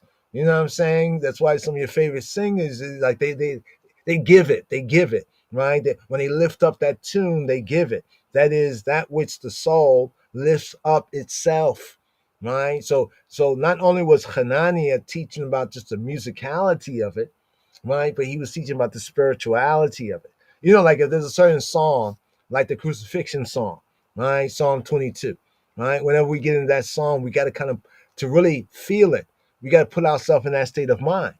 You know what I mean? It's almost like an avatar. We got to feel it in order to be able to, present it properly. You know what I'm saying? The utterance. And also the masa was the utterance. When prophets bore their burdens, it wasn't just like, oh, man, it's a hard thing trying to speak to Israelites. Yes, that's a part of it. But moreover, it's because it was what they had to carry. They had to lift this up. They had to speak on it, and they had to speak on it. Like, remember, they are messengers. The prophets are like the messengers, so to speak, of Yahweh. So they had to, how can I say? It's like if you send a messenger and you tell the messenger, tell him I'm upset with you, right? You better stop doing what you're doing. Now the messenger shows up and say, oh, my master says he's upset with me. He's upset with you. You got to stop what you're doing. Would that be a proper way to deliver such a message? Would you be happy? Let's say a broken tooth or a foot out of joint, like, is like the wrong messenger, sending the wrong messenger. He's going to give the wrong message. Then there was a son of Ishmael whose name was Masa. So Masa, check this out. Masa literally means a burden, something you have to lift up. Specifically, it's a tribute. Like when one would give a tribute to a ruler, they would lift it up. You don't expect the ruler to bend down and pick it up off the ground, do you? Do you really? No, you would lift it up, the tribute, right? A porterage in the sense of carriage. Porterage, you're carrying something, people carrying, thinking about the black porters, yeah, those porters from back in the day. Figuratively, in the figure of speech, it's an utterance. Right? Imagine like you have to give a message to somebody. You're like, oh my goodness. I'm going to have to tell them. So you're going to have to lift that up. You got to carry that. So even what you have to tell them almost is like kind of a burden. Like I'm going to have to be the one deliverer of the news. You know what I mean? And it, like it says here, it can be a doom. And in the context of scriptures, a lot of this masa, right, prophetically was like a doom. But notice what it's saying right here. It's saying especially singing. Let's see if we get this. Chiefly, it says figuratively, it's an utterance. Literally, it's something that you have to lift up and carry, or carry on your shoulders or your back or whatnot, right? But in the figure of speech, it's an utterance. something you got to say. Chiefly, it's a doom, right? But especially it's singing. Chant, the musical prophets, yes. Yes, music and the prophecy do go together. You know, the musical prophets, especially singing. You see, singing. Or as Bob said, BMW, Bob Marley and the Wailers, Black Man's Wagon, Bob Marley and the Wailers, as they said, right? We know it wasn't singing, singers were wailers, wailing. That's like lamentation. Lamentation is a wailing, right? A wailing, right? Notice that the words it gives us here is mental, mentally it's a desire.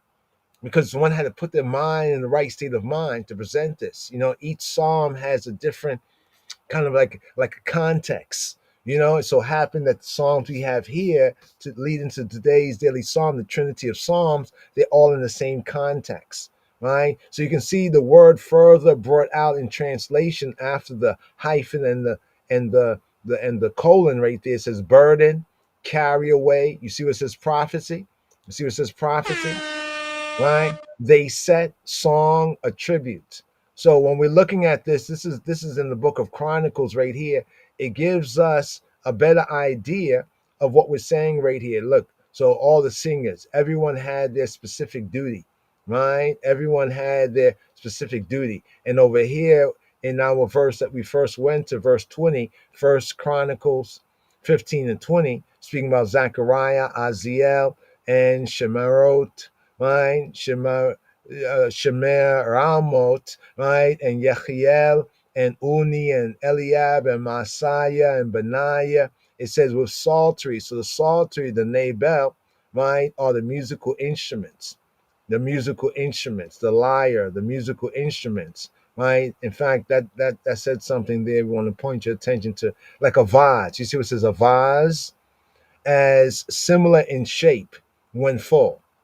You ever look at like a guitar, the body of a guitar? It almost looks like a vase. It has that kind of like the jar shape, right? Also a lyre, right? That's like a more or less like a modern, in the sense modern time we call like a guitar kind of string instrument like that, or harp, as having a body of like form. And remember, that's from the body, like acoustic guitar, it's from that hollow part that the sound really kind of reverberates from. Check it, right? So right there is that these psalteries, these string instruments, they were set to alamot. They were set to a soprano tone, as we have over here. It says with these harps, Notice, notice this. Over here, though, we call this harps over here the Nabel, harp, lute, like a guitar, musical instrument, more like a string instruments. String instruments set to the high, right? And then over here we have the kinnor, another kind of harp that was set to the sheminit. The sheminit that was set to the octave, a lower tone, right? A lower tone, right? So this is our key right here. So this seems to indicate, based on the scripture, explaining scripture with scripture, that the former, the alamot up here, the alamot, right, was not virgins in the sense that it was virgin or young woman singing it, but that the Levites had to set their musical instruments accordingly, right? They had to set their musical instruments with a tone of a high pitch. They had to set it to a high pitch, right? While over here in verse 21, these over here, it's like a band. These over here with their musical instruments, high pitch, alamot, right? These with their musical instruments over here with the sheminit, with a lower, right? A lower note. And when it says to excel, right? They would kick it off, right? It's almost like starting out the music with a bass, right? Starting out the music, the bass is playing first, right? And then the other instruments kind of come in accordingly. So want to bring this out because we was on the whole point about alamot, right? And whether it's alamot or almut or it's alamot. What it should be over here in Psalm, let's go back over here to Psalm 48, right? You're gonna go to 48, the last verse. So we just was at Psalm 46, the first of the trilogy of Psalms, 46, 47, and here we're going to 48. This part here, right, where it says, He will be our guide to death. Now, as we mentioned, we showed and proved. Let's actually show this and prove this again in case somebody just joined or checking it out at this point right here. We showed and proved that this phrase in the Koine Greek, right, says "Aistos Ionis," right, to the ages or to the worlds or to the ion, the eon. The eon is like a forever or age, a world, like a continuance of time or a continuance of no time. Like, in other words, remember how forever can be in time when time exists and forever when time doesn't exist, right? So it's like time out of mind, like an indefinite time. So right here, when it says guide us forever, right, this is bringing out these two words right here, right? These two words, al-mut, is only read as al-mut because in the Masoretic, they have placed that hyphen between the two words, al-mut, right? But leaving it as one word, right, it would properly be read olamot, right? So therefore the phrase would be hu yir nahigenu olamot, right? And what is olamot? Good question. If we ask it right here, olamot, right? Olamot is worlds or eternity, right? Some of the modern commentators, they hold that it is not part of the text. So there's other scholars that actually hold that this last part, where it says al-mut here, but more properly olamot, al-mut is on death, and olamot is forever, right? That the last part of the psalm would end with Hu Yinahigenu. He will guide us. He himself will guide us. Hu Yinahigenu. And some of the scholars say that what we have here, the Almut or Olamot, is not actually part of this psalm. Now, if you say, well, how can that be? Right? Some hold that the reading is for such is Elohim, our Elohim forever and ever. He will guide us. Or ki zeh Elohim Eloheinu olam wa'ed hu yinahigenu. So it would end at he will guide us. Hu yinahigenu. Right? And that the almut that we have here is actually, some say, a musical direction. And this is comparable to what we have, right, in the ninth psalm. In the ninth psalm. So, yes, brothers and sisters, let's just go there. Here a little, there a little. Let's go down to the ninth psalm. The ninth psalm, in the first verse, what do we have here? Psalm 9. It says this: to the chief musician upon Mut Labain.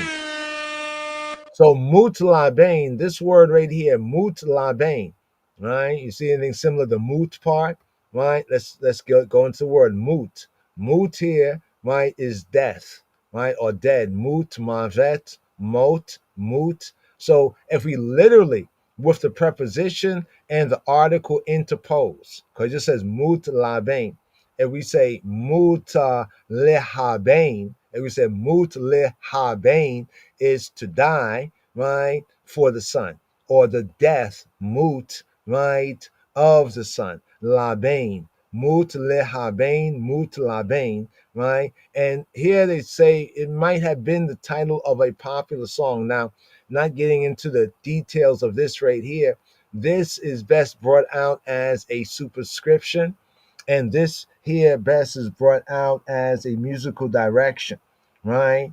Or read as alamot, as we had in Psalm 46. We just touched on that just briefly, right? We showed how that was to the song for alamot, that therefore we point to First Chronicles 15:20, where they had to set their instruments to the high tone. Those who were playing the nibalim, the string instruments, they would set it to alamot, and the other set would set it to sheminit, to a octave, to the eighth note, to a low tone, like a bass tone. So one setting it to a treble, a high tone, and one setting it to a low tone, right? So we can see how that both in Psalm 46, based on First Chronicles 15:20, can be seen as a musical direction, right, to the presenters of the music. It's almost like a song sheet. How is this to be performed? You know what I'm saying? What instruments to be performed. Such a direction appears at the end, right? Instead of at the beginning. So others would argue that such directions actually appear at the end, right? And not at the beginning, right? At the end and not at the beginning, right? As we have in Habakkuk chapter 3. Yes, we're gonna have to go here a little, there a little. Let's go to Habakkuk chapter 3, because there's such superscription, musical notations we find elsewhere in the scripture appearing at the end and not at the beginning. So here in chapter 3, right? Let's go over here, chapter 3, right? Let's go over here, right? Here says this is a prayer of Habakkuk the prophet, right? According to Shigionot. Look, it says Shigionot actually, not Shigionot is a they say probably a musical term indicating the setting for the prayer. So here, let's go over here to Habakkuk, right? And let's go all the way down here to the end. This is what it's talking about. So we see the last verse. Yahweh, right? There we go. Let's see. What do we have? Actually, Adonai. Okay, Yahweh Adonai. Yahweh Adonai is my strength, and he will make my feet like hinds, and he will make me to walk upon mine high places. So notice the musical instruction here at the end of the song. At the end of Habakkuk chapter 3, to the chief musician on my string instruments, to the chief musician on my string instruments here on Niginotai, on my Niginas, right? Bin Ginotai, right? My Binginotai, right? Right here. So we have this, the Niginot, right? So we can see here in Habakkuk chapter 3, verse 19, that this prayer, this song here, at the end of the psalm, verse 19, we get to the chief musician, as we get often in the beginning of psalms, right? In the beginning of psalm, for the leader, for the chief musician, a psalm of David, a psalm of this one, a psalm of that one, on this, on that. You know what I'm saying? That's the sense right there, right? However, at some point that it could not be a direction because it comes at the end, and then they give us this as an example. Here we do have an example.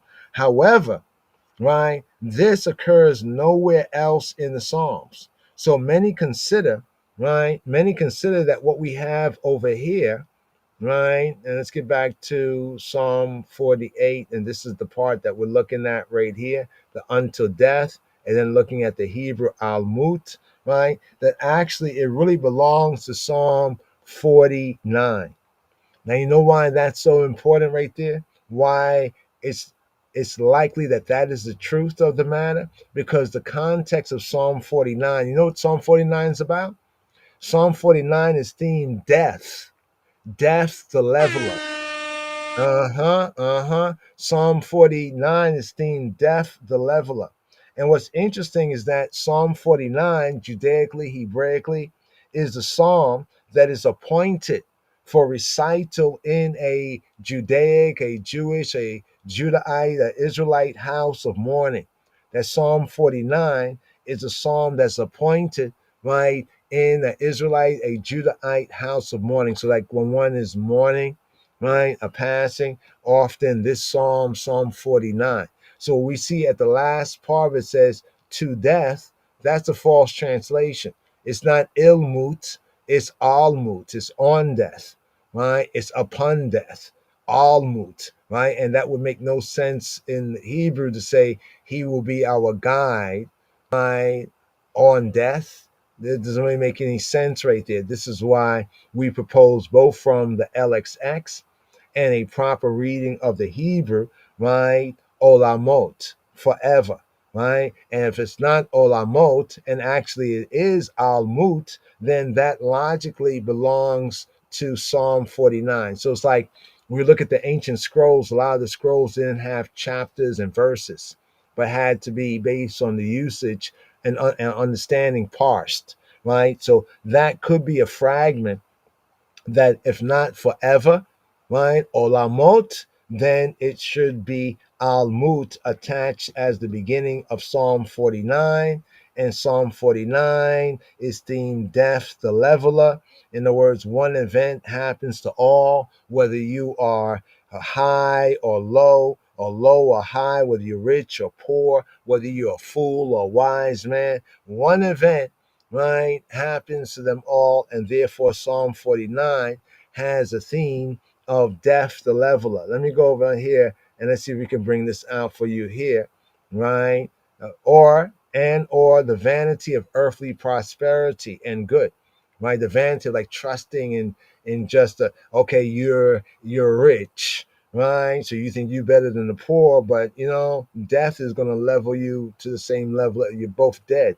Your riches, your position, you had a big position, the other person had a low position, but you're both dead. Your big position didn't stop it, right? And the person low position didn't really encourage it, but death, it levels everything. And then also that Psalm 49 is a psalm for recital among those Hebraically, Judaically, among Israel that are mourning, right? Also fits that last portion right there to all peoples. So if we look at it like that, the opening verse of Psalm 49,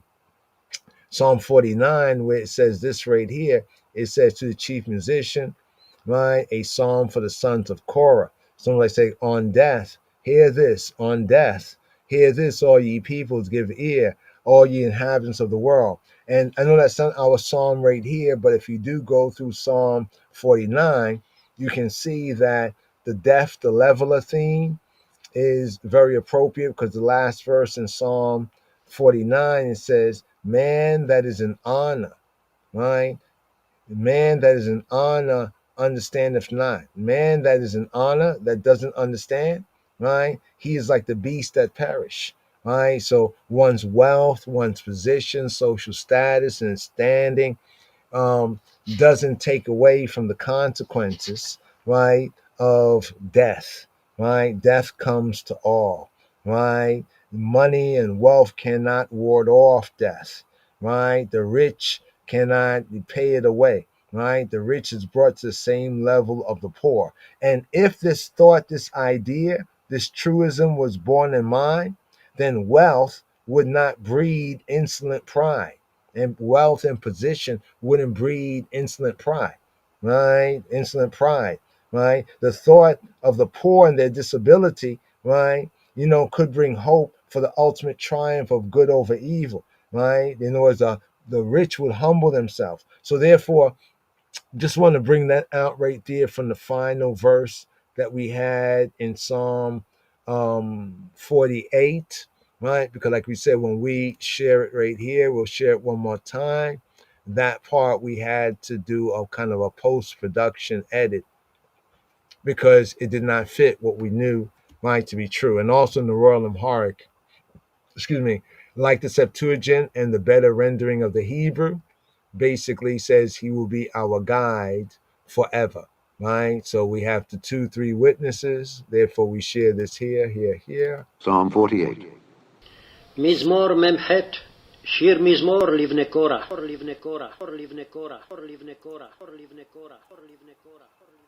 Great is the Lord, and greatly to be praised in the city of our God, in the mountain of his holiness. Beautiful for situation, the joy of the whole earth, is Mount Zion on the sides of the north, the city of the great king. God is known in her palaces for a refuge, for lo, the kings were assembled. They passed by together, they saw it, and so they marveled.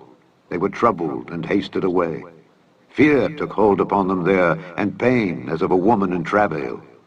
Thou breakest the ships of Tarshish with an east wind. As we have heard, so have we seen in the city of the Lord of hosts, in the city of our God. God will establish it forever. Selah. We have thought of thy loving kindness, O God, in the midst of thy temple. According to thy name, O God, so is thy praise unto the ends of the earth. Thy right hand is full of righteousness.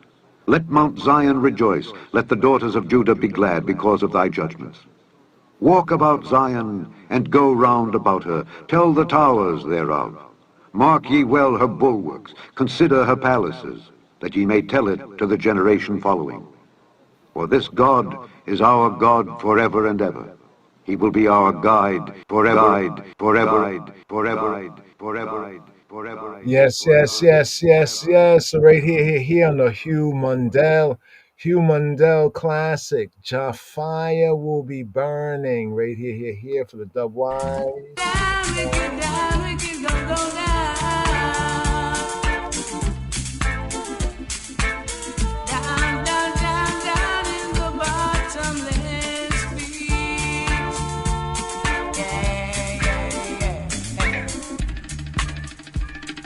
Psalm 48.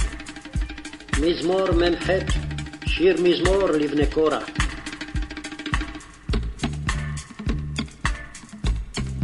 Great is the Lord, and greatly to be praised in the city of our God, in the mountain of his holiness.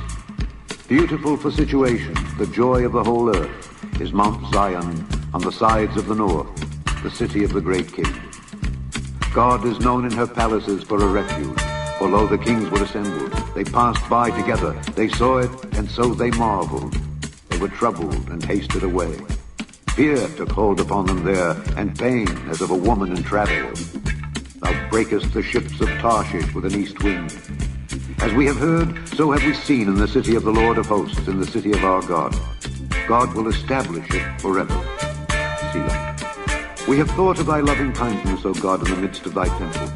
According to thy name, O God, so is thy praise unto the ends of the earth. Thy right hand is full of righteousness. Let Mount Zion rejoice. Let the daughters of Judah be glad because of thy judgments. Walk about Zion, and go round about her. Tell the towers thereof. Mark ye well her bulwarks. Consider her palaces, that ye may tell it to the generation following. For this God is our God forever and ever. He will be our guide forever, forever, forever.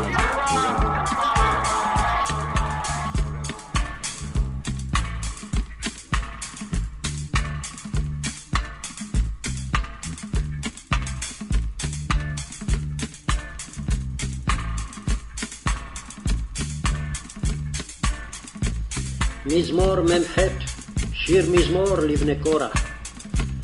גדול אדוני ומהולל מאוד, בעיר אלוהינו הר קודשו. יפה נוף משוש כל הארץ, הר ציון ירכתי צפון, קריית מלך רב. אלוהים בארמנותיה נודע למשגב, כי הנה המלכים נועדו, עברו יחדיו. המה רבו כן תמהו, נבהלו נחפזו. רעדה אחזתם שם, חיל כיולדה. ברוח קדים תשבר אוניות תרשיש. כאשר שמענו כן ראינו, בעיר אדוני צבאות, בעיר אלוהינו. אלוהים יכונניה עד עולם סלע.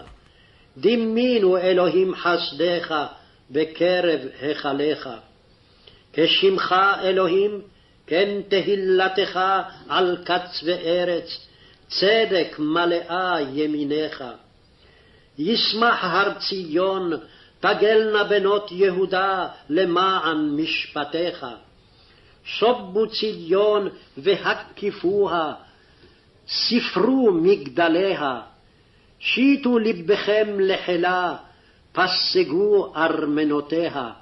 למען תספרו לדור אחרון, כי זה אלוהים אלוהינו עולם ועד, הוא ינהגנו על מות, על מות, על מות, על מות, על מות, על מות, על מות, על מות, על מות, על מות, על מות.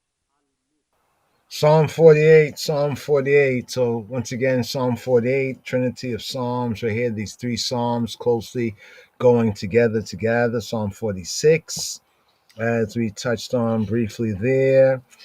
First and last, we had Psalm 46, Elohim, the nation's stronghold. We get the connection of what occurred with Sennacherib, his invasion of the land during the time of Hezekiah. More on that, even in the prophet Isaiah. And then we have Psalm 47, second of this trilogy, Trinity of Psalms, we have the psalm that's themed Elohim HaMelech, that God is the king, right? This is a poem on the theme, right, of Psalm 46, right? There's a theme of Psalm 46. So in Psalm 46, we have a very important theme. And 46, where is it? 46 is verses King James Version. That'll be verse 10, right? In Psalm 46 and 10, right? It says, let me get the verse right here because there's a little different reading right here. 46 and 10. Boom, boom, boom, boom. Here we go, right here. 46 and 10. This verse here. You know this verse here. It says, "Be still and know that I am God." It says, "I will be exalted among the heathen. I will be exalted in the earth." This verse here. So here it's interesting. We look at this trilogy of Psalms. So we have the first, right? Psalm 46. The nation is spared from this invasion, from enemy attack. We have a historical point of reference. We even have it written about in the historical books as well as in the book of the prophet Isaiah. But then we have this particular verse here, verse 10, where it says, Harpu u'de'u kia no kia Elohim, arum bagoyim, arum ba'aretz. Here it says, "Be still and know." Harpu u'de'u. Ooh, and y'all know. Be still, y'all. Harpu, relax, be still, like relax, let it go, right? Let it go. Harpu, and and know. Ki, because I know ki, for I myself, ki I know ki, Elohim, for I myself am Elohim. Arum, I will be lifted up high. Arum, ba goyim. I'll be lifted up upon the goyim, upon the Gentiles, on the nations, ba goyim, like amongst the nations, upon the nations. Arum, I'll be lifted up ba'aretz. So here we have this verse, be still and know. Harpu, harpu, right? Rafa, relax yourselves. Harpu, and harpu, relax, relax, let it go. It has a sense of kind of like let it go, refrain, like slacken, like somebody tense and you like relax. Harpu, right? Rafa, right? Harpu, right? And know what? Right? And know this, right? Harpu, ki anoki Elohim, that I be Elohim. So the word be still has a sense of like desist. Like in the Hebraic sense, harpu from Rafa means to like desist, right? From like warlike adventures to win supremacy. Like relax yourself, just let it go. Elohim is supreme, right? And decides the destinies of the nations, right? Decides the destinies of the nation. Arum from room, to rise up, to be high, to be exalted. Arum. He rose up, he was high, he was exalted. But when we say Arum, I will raise up, I will be exalted.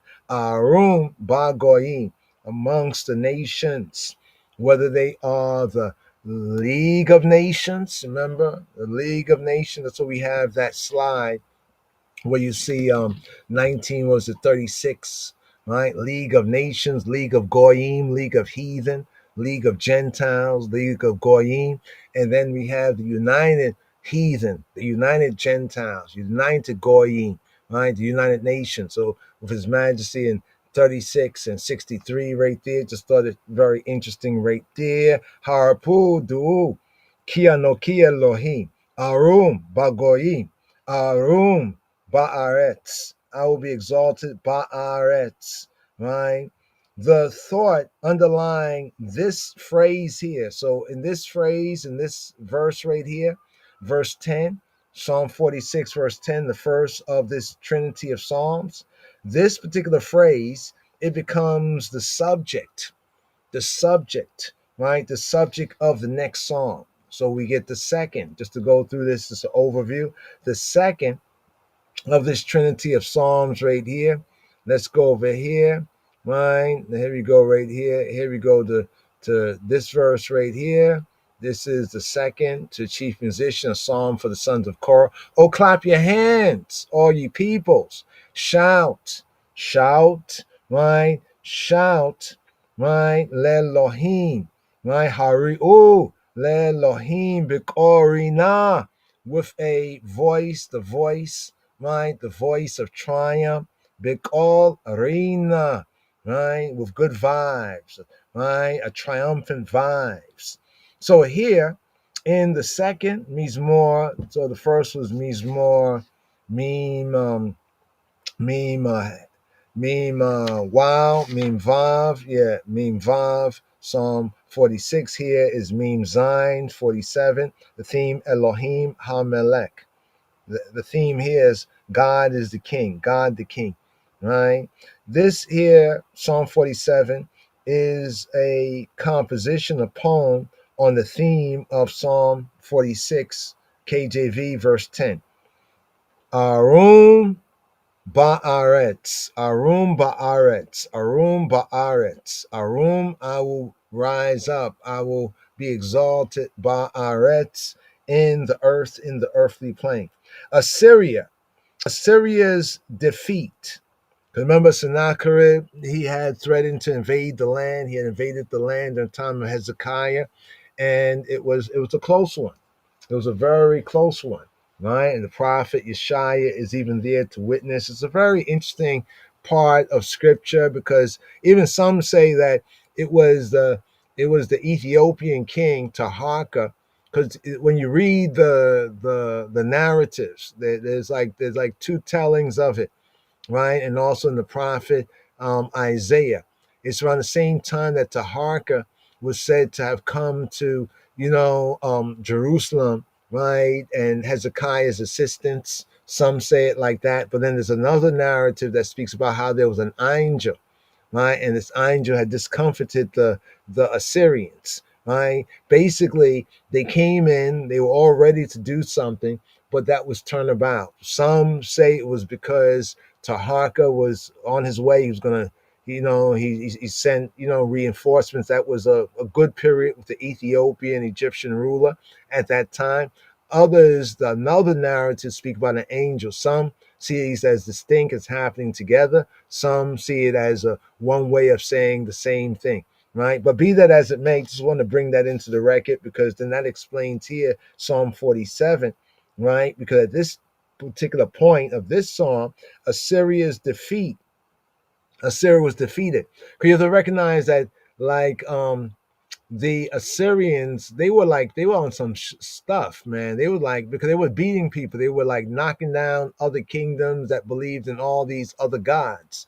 And he thought because he knocked down these other kingdoms that believe in all these other gods, that he could do the same thing, right, to the southern kingdom, the tribe of Judah, and to basically Israel.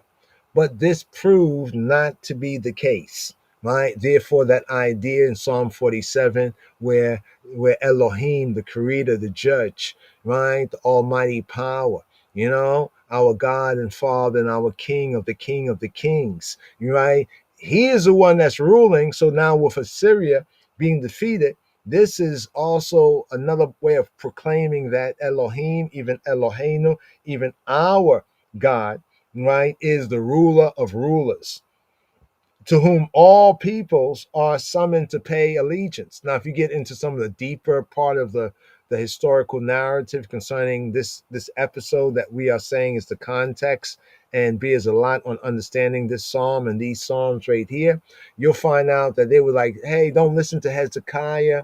your God can't protect you. You better just fall down to Sennacherib and the Syrians because Hezekiah is leading you the wrong way. Like, so he was both dissing, they were sending messengers to diss, like Rav Sheka and others, to diss both the our God and power, Yahweh Eloheinu, as well as our, duly, enthroned and anointed king Hezekiah. So they were like speaking all kind of stuff, and they was trying to compare like Yahweh with the other, gods of other nations. So they were kind of sending threatening messages. You better not listen to Hezekiah because you think your God is going to spare you out of our king's hand. I mean, look, all these other ones he has knocked down and everything. So why you think you're any different, oh Jerusalem? You know what I mean? So this is the kind of behind it. So when you understand that, then you can understand the language, right, that's being employed in the song, right? That Assyria, Assyria, Sennacherib, I think he even got assassinated by his own sons or something. It was wild, right? It was a wild time, right? Well, this all proclaim Elohim, even Eloheinu, our Elohim, as a king of the kingdoms, right? To whom all peoples, right, are summoned to pay allegiance. So this also proved that unlike what the Assyrians thought, it was like, well, nobody else was spared from our king, right? And our hand, we was able to beat all these other people. They believed in this God, that God, whatever God, but we was able to beat them and defeat them. So why do you think you're any different? Well, this became the proof why we are different. So the Psalm here, Psalm 47, often, right, is recited, right, in the Yehudi church, or called the synagogue, before the sounding of the shofar. So we have Psalm 47, right, being recited, right, in the gathering, right, before the sounding of the shofar. The shofar is the ram's horn on what is called New Year's, right, or Rosh Hashanah, which corresponds to the Day of Trumpets, right? So it's this psalm that is recited, right? And then we have the shofar, Rastafari.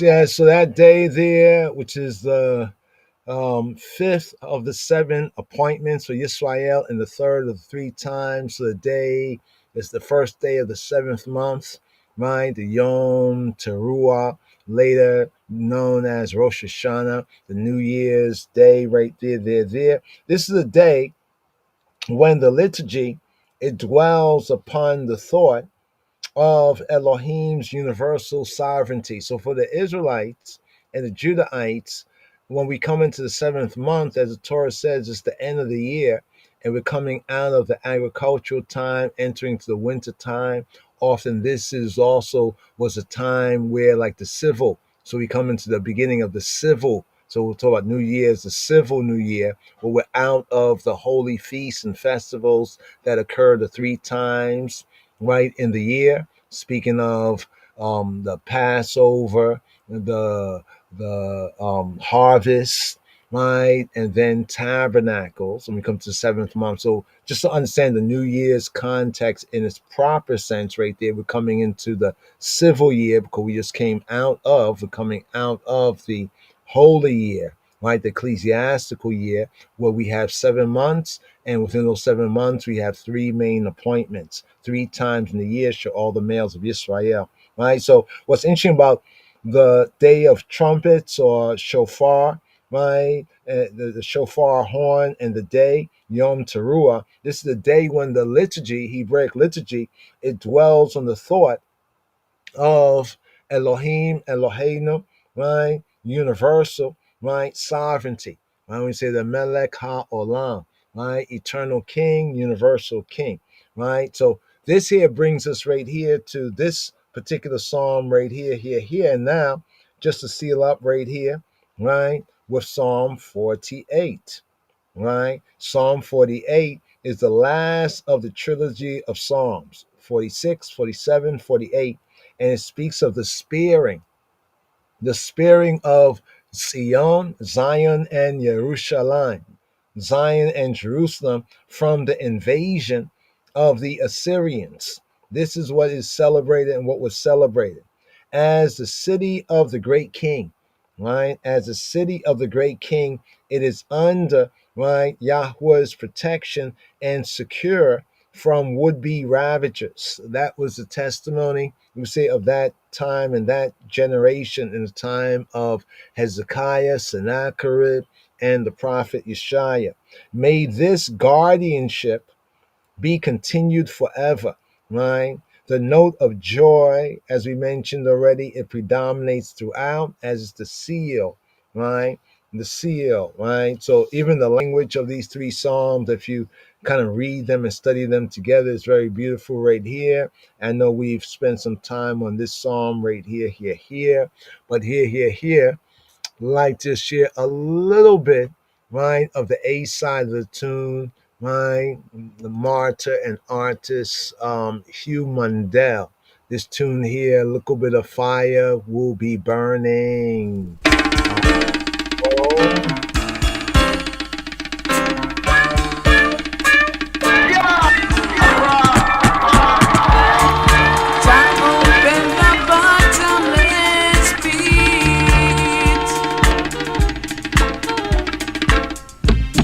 And a great smoke arose out of it.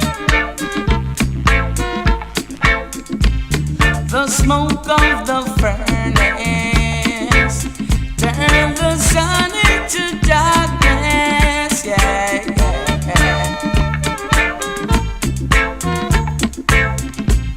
Your fire will be burning. Wicked blood it will be burning. Then there's no time to repent, 'cause it will be dead and judgment. Yeah, yeah, yeah. Jah open the bottomless pit.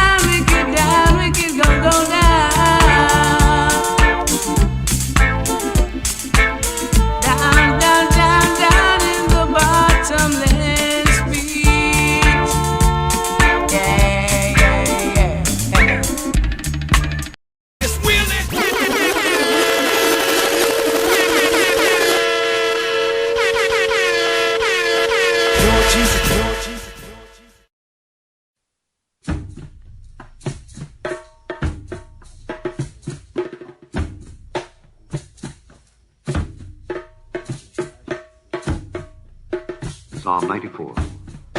מזמור צ"ד. O Lord God, to whom vengeance belongeth, vengeance belongeth, vengeance belongeth, vengeance belongeth. אל נקמות אדוני, אדוני, אדוני, אדוני. O God, to whom vengeance belongeth, show thyself, show thyself, show thyself, show thyself. אל נקמות הופיע, הופיע, הופיע, הופיע. Lift up thyself, thou judge of the earth, judge of the earth, judge of the earth. הנשא שופט הארץ, שופט הארץ, שופט הארץ, הארץ. Render a reward to the proud, to the proud, to the proud. השב גמול על גאים, על גאים, על גאים, על גאים. Lord, how long shall the wicked, shall the wicked, shall the wicked, shall the עד מתי רשעים אדוני, אדוני, אדוני, אדוני, אדוני. How long shall the wicked triumph, triumph, triumph? עד מתי רשעים יעלוזו, יעלוזו, יעלוזו, יעלוזו, יעלוזו. How long shall they utter and speak hard things, hard things, hard things? יביעו ידברו עתק, עתק, עתק, עתק. And all the workers of iniquity boast themselves, boast themselves, boast themselves, boast themselves. יתאמרו כל פועלי האבן, האבן, האבן, האבן, האבן, האבן, האבן. They break in pieces thy people, O Lord, and afflict thine heritage. They slay the widow and the stranger, and murder the fatherless. Yet they say, the Lord shall not see, neither shall the God of Jacob regard it. Understand, ye brutish among the people, and ye fools, when will ye be wise? He that planted the ear, shall he not hear? He that formed the eye, shall he not see? He that chastiseth the heathen, shall not he correct? He that teacheth man knowledge, shall not he know? The Lord knoweth the thoughts of man, that they are vanity.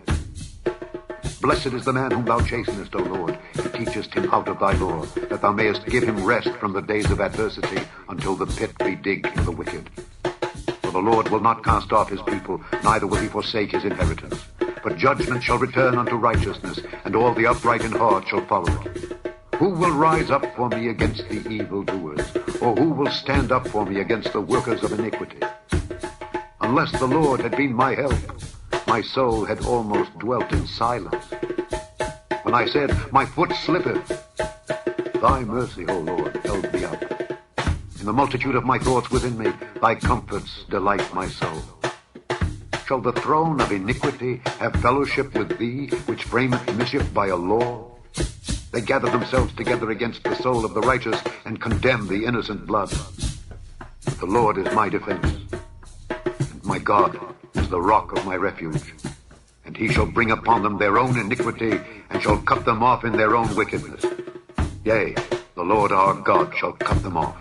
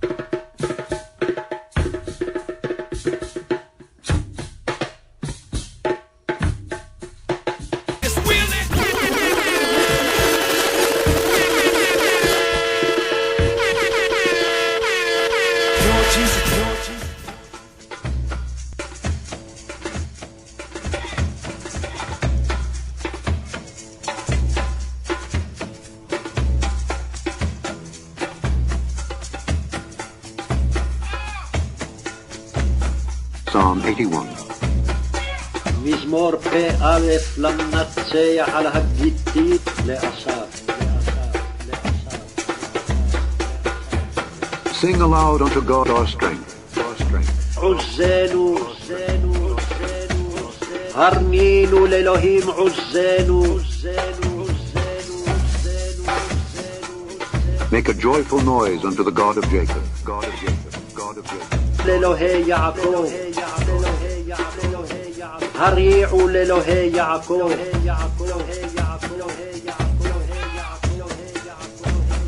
Take a psalm, and bring hither the timbrel, the pleasant harp with the psaltery. blow up the trumpet in the new moon, in the time appointed on our solemn feast day. For this was a statute for Israel and a law of the God of Jacob. This he ordained in Joseph for a testimony when he went out through the land of Egypt, where I heard a language that I understood not. I removed his shoulder from the burden. His hands were delivered from the pots. Thou calledst in trouble, and I delivered thee. I answered thee in the secret place of thunder.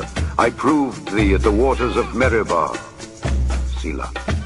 Hear, O my people, and I will testify unto thee. O Israel, if thou wilt hearken unto me. There shall no strange god be in thee, neither shalt thou worship any strange god.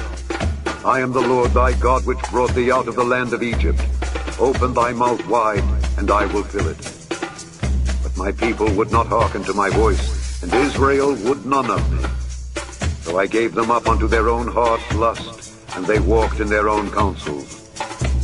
Oh, that my people had hearkened unto me, and Israel had walked in my ways. I should soon have subdued their enemies, and turned my hand against their adversaries. The haters of the Lord should have submitted themselves unto him. Their time should have endured forever. He should have fed them also with the finest of the wheat, and with honey out of the rock should I have satisfied, I have satisfied, I have satisfied, I have satisfied, I have satisfied, I have satisfied, I have satisfied, I have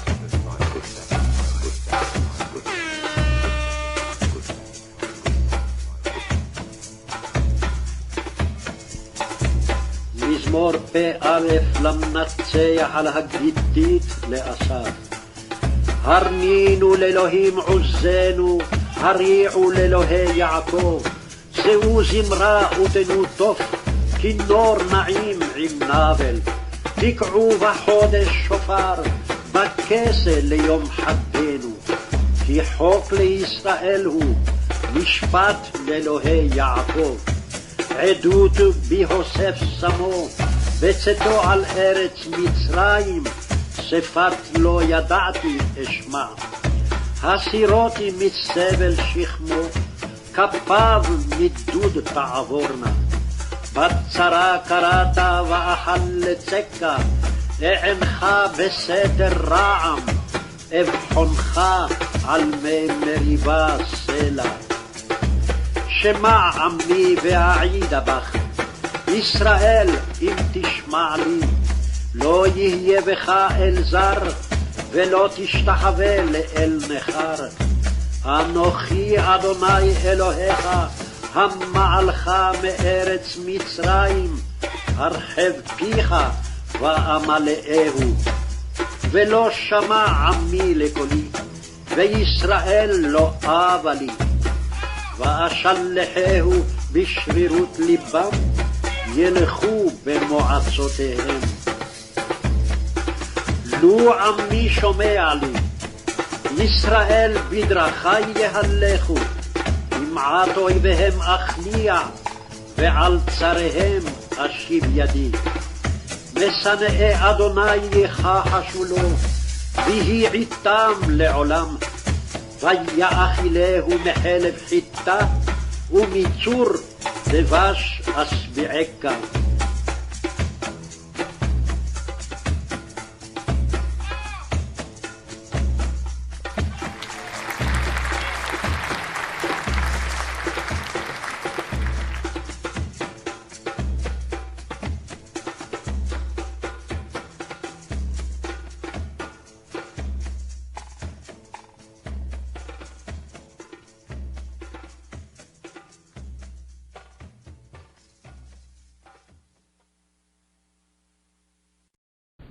Then they that feared the Lord spake often one to another, and the Lord hearkened and heard it. And a book of remembrance was written before him for them that feared the Lord, and that thought upon his name.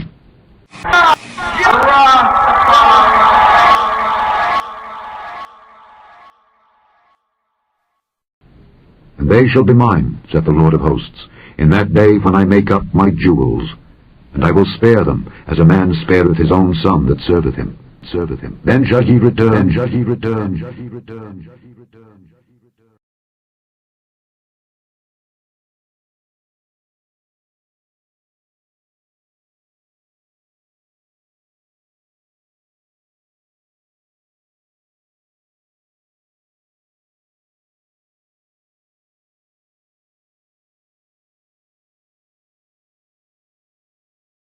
Yes. Apologies right there. Yeah, we had the fourth aliyah right here on this Torah reading and feeding. Yeah, just touch on it briefly right here. The birth of the let's see, 11, the 11 sons. We had 11 sons, one daughter, 12 children. But here for this Shabur right here, let's get this. Yeah, Thanksgiving, giving thanks and praise. So here we have the fourth aliyah. Let's bring it forward right here. And here, Shema Yisrael, here, for the Revi'i, here for the Revi'i, the fourth aliyah, the fourth reading, the fourth up-offering here for this Shabbat Wayyetzei, Sabbath, and he went out, and he went forward. Here picking up the first book of Moshe, Hebrew book called Genesis chapter 30, here at verse 14 for the Revi'i, here for the fourth aliyah. Wayelek Reuven biyamei ketzir chitim Wayimtza dudaim basadeh Wayabe otam ella leya imo, watomer Rachel ella leya, tenina li mi dudae benek. And Reuben went in the days of wheat harvest. Wayalech Reuven bimei kitzir chitim. And Reuben went in the days of wheat harvest and found mandrakes in the field. Wayimtza duadaim basadeh, and brought them to his mother Leah. Wayaveh otam ella Leah imo. Then Rachel said to Leah, "Give me, I pray thee, of thy son's mandrakes." Watomer Rachel ella Leah, tenina li mi dudae benek. Tenina li, give to me, mi dudae benek. Give to me, I pray that I. Tenina li, give to me, I pray thy, of thy son's mandrakes, miya dudae benech. And she said to her, "Is it a small matter that thou hast taken my husband? And wouldest thou take away my son's mandrakes also?" And Rachel said, "Therefore, he shall lie with thee tonight for thy son's mandrakes." And Yaakov and Jacob came out of the field in the evening. And Leah went out to meet him and said, "Thou must come in to me. I must come into I, for surely I have hired thee with my son's mandrakes."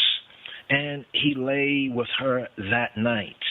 And Elohim, the true good, the true God, and Elohim hearkened to Leah, and Elohim hearkened to Leah. Wayishma'a Elohim ella Leah.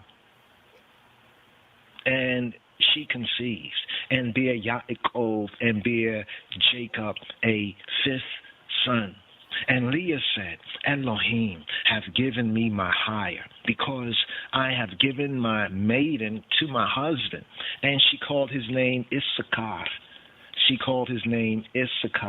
Watomer Leah, Natana Elohim Sekaria Asher Natatia Shifachatia Leishi Watikra Shemo Yisakar.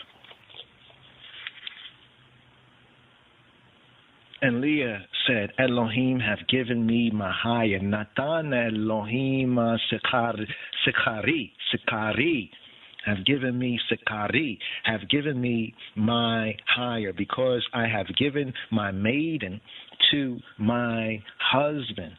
Asher natatia shifahatia li ishi, to my man, to my husband. And she calls his name Yisakar. Watikra Shemoa Yisakar. And Leah conceived again, and bare Yaakov, and bare Jacob a sixth son. And Leah said, Elohim hath endued me with a good dowry. Now will my husband Ishi dwell with me, because I have borne him 6 sons. And she called his name Zebulun. Watahar Odalea.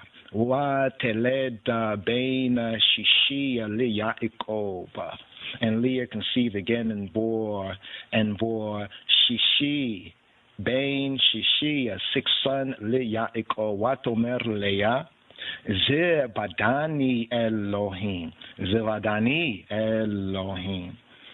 He dwelt, Elohim has endowed me with a good dowry. Zebadani Elohim, Otia, Zevedat Ova, Hapa'am, Yizabeleni Ishi, Kia, Yaladetia Loa, Shisha Banim, Watikra Etashemo, Zebulun. And she called his name Zebulun. She called his name Zebulun. And afterward, she bare a daughter, and called her name Dina.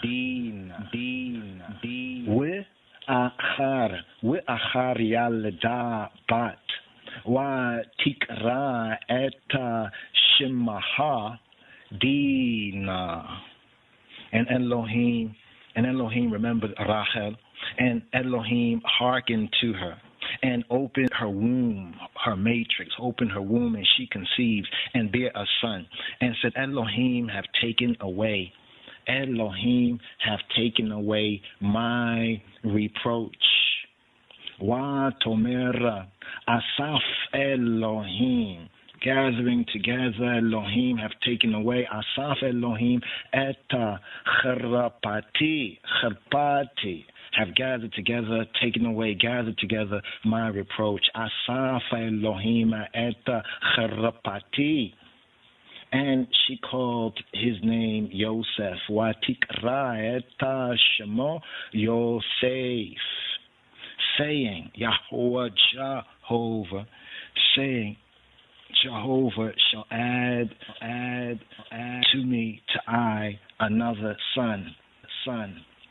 Lemor Yosef Yahuwah li Bain Acher. Jehovah shall add to me another son. And it came to pass when Rachel had born Joseph, that Yaakov said to Laban, Send I away, that I may go to mine own place and to my country. Give my wives and my children, for whom I have served thee, and let me go, for thou knowest my service which I have done thee, for the eye knowest my service, which I have done thee. And Laban said to him, I pray thee, if I have found favor in thine eyes, tarry for. I have learned by experience that Jehovah hath blessed me for thy sake. I have learned by experience that Jehovah Waya Barakeni Hoa Bi Gelaleka.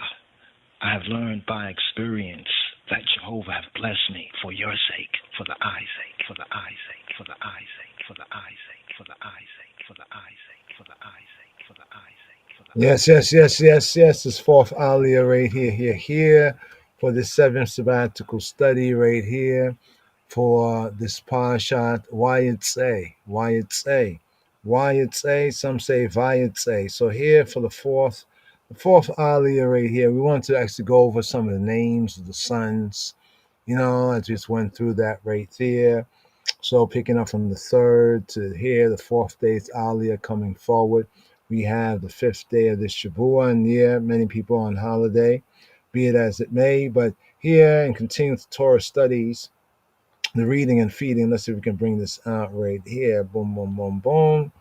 Here we go right here. Let's bring up this page. Let's see if we can bring up this page. Here we go right here. Let's scroll down here. This is our Torah reading and feeding page right here, lojs.org. Here with the Torah portion 7th right here, picking up with Genesis chapter 28, right? Focus verses. Let's bring this out a little bit larger here. Here we go. Wayyetzei in Amharic, wetito, Wayyetzei, weta, yatsa, yatsa, root word in the Hebrew, weta. It's basically the same, but just different, slightly different enunciation. But here we have the first reading, second reading, third reading, fourth reading. Right, just scrolling into this right here. Here we have a point of reference. All right, one can excuse some of the non-ethnic iconography, but getting into the word right here. So the third reading right here, right, and the third reading. So from the third to the fourth reading. So the third reading to the fourth reading in this Torah portion, where we get the birth of the patriarchs of Israel. We actually, here in this Torah reading and feeding, we actually get the 11, right? The 11 sons and the one daughter, right? So let's just go over, if we can, go over this a little bit. This is some of the notes, kind of a summary, kind of cliff notes. Let's actually get into the details here. So here in this fourth reading right here, also here, the full here, we have Jacob dreaming a dream, the ladder, right? The ladder, right? Angels ascending, descending. He meets Rachel, right? And loves her. He marries Laban's daughters, right? We get the two daughters, but the details are interesting as well. Let's go down here for a moment just to get an overview right here. So here, what do we have right here? Here for this Torah reading, the seventh reading from the book of Genesis. It's named, some call it Vayyetzei. We call it Wayyetzei, which means and Yitzei, and he went out, or more directly, and he exited, like he exited, to come out. The same word actually that we have in the operative Hebraic sense for like the coming out of Egypt, to come out of somewhere, right? The title comes from the first verse of the reading that says, and Yaakov, Wayyetzei Yaakov mi Be'er Sheva, and Jacob came out, or Jacob went out, he exited mi Be'er Sheva, from Beersheba, from the well of the seven. That's in the KJV version, King James Version, Genesis chapter 28, verse 10. Now this portion, it relates and tells the narrative of the story of Jacob's flight from his brother Esau, his vision at Bethel, at the Beit, the house of El, the house of God, the Almighty at Bethel, his employment with his uncle Laban, right, or called Laban, but Laban, and his marriage to the two sisters, to Laban's two daughters, to Rachel and Leah. Also, it says here Jacob's double marriage. Double marriage. So it says something else. Double marriage results in a baby bearing contest. There's this whole baby bearing contest, right? That gives him 11 sons. 11 sons. At the end of the portion, Jacob actually leaves Laban and he returns to the land of Canaan, the land of Canaan. However, not before Laban, right, tries to stop him. So we thought this was interesting here. I think we still have to kind of do a little summary on the previous. There's an interesting reason there we didn't touch on, we didn't bring out. But here, just looking at this Torah portion, A little commentary. Ideal family. What you think? What do you think? The ideal family? Not really an ideal family, we would say, right? But it's kind of interesting, even through the ideal family. Was it ideal or not ideal? No, this is the family that births the patriarchs, that births Israel, right? This that Yahweh had so close and had so close to his heart and his intent, right? From this sort of a situation, right? So we call this here the portion commentary, ideal family, right? Question mark or exclamation point, ideal family. The thought for the Shabua here is wrong place, right? Those are kind of interesting reasoning about wrong place. Just briefly here, wrong place. Jacob, Yaakov, no doubt, the patriarch Jacob, no doubt felt that he was in the wrong place, right? The wrong place. And his years were being wasted. You think that a lot of years went on. He worked for like 7 years, thinking that he's going to marry Rachel, right? Got Leah, you know what I'm saying? And Leah was a good wife, but, Jacob, he had his eyes, the eyes have it. He had his eyes on Rachel, on Rachel. Even how that whole thing worked out right there, right? Right?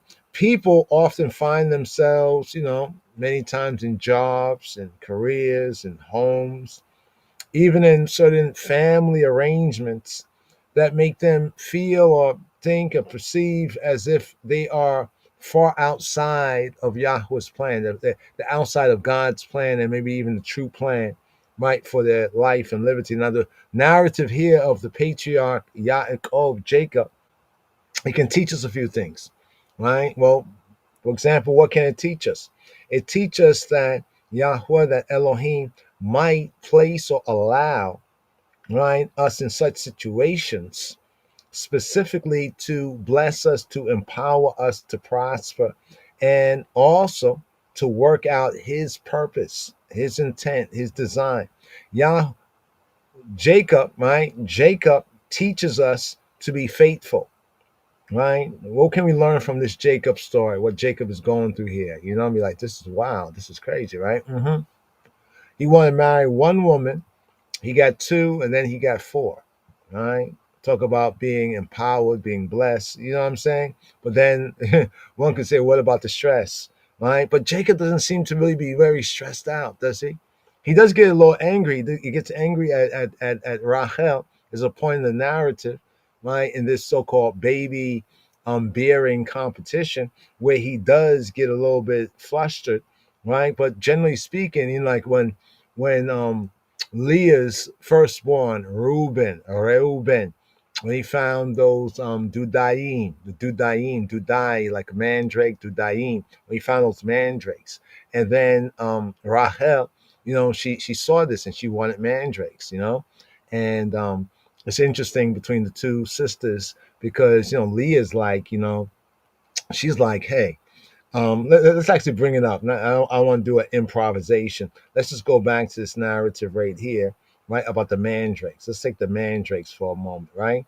Let's go to chapter 30, right? Top of chapter 30. I'd like to touch on the 4 children of Leah as well, but let's her first 4 children. But let's look at this here for a moment. So here, Genesis chapter 30, for this Aliyah and moving forward, right? And when Rachel saw that she bare Yaakov no children, no sons, specifically no sons, but generally no children. Rachel, here it says she envied. She envied her sister, and she said to Yaakov, give me children or give me sons, or else I die. Now you have to remember that throughout this narrative, it tells us, I think twice, if not 3 times, I think twice I can remember, it says that Yaakov, Jacob, he loved. I think it is 3 times, the 3rd time, because of the love he had, right? So like for the love he had for Rachel, right? So now Rachel, she's envying her sister. Let's look at this word for a moment, envy. Right now, envy is interesting. I know we have our ideas of the word envy and jealousy, but this is an interesting term. Need to kind of break it down, build on it. This is kana, right? Kana, to be envious, to be jealous, right? Or to be zealous, right? So look at this word. This word, same word, one context, to be jealous, right? Or to be envious, or to be zealous, to excite, to jealous, or jealous anger. But now in the scriptures, when talk about the zeal, you might read it's about the zeal of Yahweh, it's about the zeal of the Lord, right? And the zeal, it's real zeal. One is zealous, right? The zeal for the Lord's house has eaten me up, and when Moshiach quoting Dawit right there. So there, it's like a coin. It can have a good side or a bad side. In the case of the woman who is suspected by her husband, not that she has done it, maybe she did, maybe she didn't, right? It takes it out of the hands of the husband in Torah, and that he would have to go to the priest, right? And the priest would have to perform this kind of ceremony, this rite, to determine whether his jealousy was jealousy or zealousy, right? Like if it, in other words, almost like if he was correct, it would be like a zeal. So it would be like jealousy, but a positive zeal. This is my wife, like I don't want to raise no else's child or whatnot. Boom, boom, boom, boom, right? But in a negative sense, it would be like jealousy. So it's like like a flip of a coin. It's like in English, we have two words. We have zealous, zeal. You can look up the etymology of zeal. It's different than jealous, right? But in the Hebrew sense, it's one word. It depends on the context, right? So that's why I wanted to bring out the sense of zeal, right? Having a zeal, right? So look at this right here. Here, the kana, yeah, a primitive, right, root, an ancient root, to be, to make, to be zealous, or to make zealous. Now, that there is the good sense, according to the definition. In the bad sense, as we know, we use the word today, it's like you jealous, you envious, right? So a positive sense of this same sentiment, right, can be zeal, having a zeal. You're very zealous, you're very earnest, very zealous, right? In a bad sense, you are jealous, or one might say envious, right? Envious. Because people say, well, why is God jealous or envious? Why is he zealous, such and such? But see, it's whether it's in a good sense or a bad sense, right? In one sense. So it's not saying that kana in itself is bad. Paul kind of elaborated on that, but some Christians got themselves confused where he said, like, nothing in itself is unclean, right? So even the word, has an application, and it can be a positive application, right? But here the context tells us, and also the narrative, that it wasn't very positive, right? Right. So right here it says Rachel. Oh, what's in the name Rachel? Rachel is said to be ewe, like a ewe. A ewe is like a female sheep. Rachel, right? Rachel, and ewe, right? So it's a word ewe, like the ewe. The ewe is like the female, right? Here it says the unused root to journey, but here as used in the Hebrew for a female of the flock, right? The females being the predominant element of a flock. Ain't that interesting? The females being the what? The predominant element of a flock. That's very interesting right there. We can reason on that. But the female being the predominant element of the flock. So the name Rachel or Rachel, right, means a female ewe. But then in a secondary sense, Hebraically, it can bring out the sense of a traveler, right? A good traveler, a traveler. So we have the ewe, Rachel, the ewe, female of the flock, female traveler, but generally in the sense of a ewe, a sheep. Just want to bring out her name right there, right? So she said to Jacob, Yaakov, give me sons, or else I die. Wow, what an ultimatum, right? An ultimatum coming from the woman that you really, really love. Another interesting thing is the love. It almost tells that even love should be with now this will sound funny, right? Love with moderation, right? One should have love. It says all things with moderation, but here especially love with moderation, because in these last two, this one and the one before especially, we see how love. They say love can make people do strange things, whatever. Well, we have we have Esau and his father. His father loved him because of he had game in his mouth, for the hunt, the venison, the food that he would hunt. This is why it says a very carnal kind of a love, but still it says that the patriarch Yitzhak, right, he loved Esau. So we see how love is brought forward in different senses, right? Here we have Rachel being the loved one in the literal sense of the loved one, right? Then it goes on and it says, and Yaakov's and Jacob's anger was kindled against Rachel, against Rachel, right? So when he heard about this, he wasn't too happy. He got furious with her, right? And he said, I in Elohim's stead, is it me instead of Elohim? Who hath withheld from thee the fruit of the womb? So which kind of shows that they've been doing the baby making part of the baby making process, but the results have not been right. And she's saying, but the thing I like about Rachel on a certain level, look how the narrative reads. So she says, give me children or else I die. So Jacob gets upset. He's angry with her. His anger was kindled against Rachel. And he said, am I in Elohim's stead? Is it I instead of Elohim? Who is the one? Is it me or Elohim? Who hath withheld from thee the fruit of the womb? Right? The fruit of the womb. And what did she say? Why are you talking this way to me? Why are you getting upset? No, look how Rachel responds. She says, look, behold, look, see, here she is. My maid, Bilhah. It's interesting when we can get a little bit of Rachel's personality. It's like that when we get to the what's that called again? The mandrakes incident. Let me kind of show you to scroll ahead to the mandrakes incident, right? And it says down here in verse 9, when Leah, saw that she had left bearing, she took Zilpah, her maid, and gave her Jacob to wife. Gave her like basically to Jacob to wife, but it's interesting, the old King James version, right? Right. So that's another thing when people talk about polygyny, properly polygyny, but in the crazy later day English of Greek, polygyny, but polygyny, right? Why don't you call it? They don't call it Genesis. They don't call it Genesis. They call it Genesis. The GJ is kind of confused in English, but here looking at the name Leah, here they define Leah as weary. Leah. We get to La'ah, right? In the Hebrew, La'ah, the verb La'ah is to be weary. La'ah is to be impatient, to be grieved, or to be offended, right? La'ah.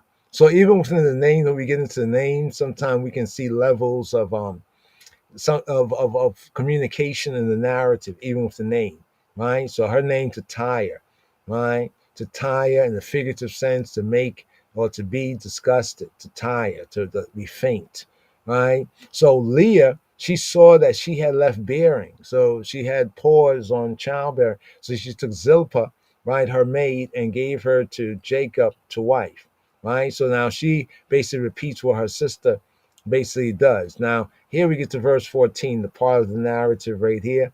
And Reuben was the firstborn, the natural firstborn. So we can even study on the firstborn theme.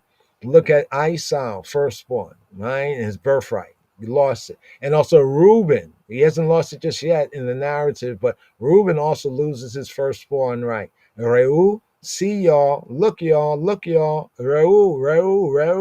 Reuben, look y'all, a son. That's why she named him Reuben. He went in the days of wheat harvest, the chita, right? The wheat harvest, the different kinds of harvest, y'all. There's the chita. What's the chita? Chita is the wheat, right? Harvest. And he found dudaim, right? Dudais. He found a bunch of dudais, right? Dudaim in the Hebrew. Dudai is a mandrake. Now, you can get into that if you study mandrakes. It's what they call the love apple, right? As exciting, some say sexual desire, and, ancient different customs and, holistic traditions, right? Favoring procreation, right? Favoring procreation, right? A boiler, a basket, a mandrake. So mandrakes was taken as an afro and still are an aphrodisiac. So then we have dude, because of its shape, how it looks and everything. So anyway, Rachel, well, it says Reuben found the mandrakes in the field, and he brought them to Emo, his mother, Leah, right? Then Rachel said to Leah, right? So she must have been around looking, and she says, give me, Havali, give to me. I pray thy, come on now, I pray thy of thy son's mandrakes. Now notice Leah now. Leah probably was holding this for a moment. Leah said to her, a small thing that thou hast taken my husband. Now notice here is not the usual word for husband that's used elsewhere, Baal. Yeah, like Baal, Baal is the word for husband. Interesting, ain't it? Baal, right? It doesn't use the term of Baal. She don't say that you have taken, is a small matter that you have taken Baali. But here we have it like with Hosea in Hosea.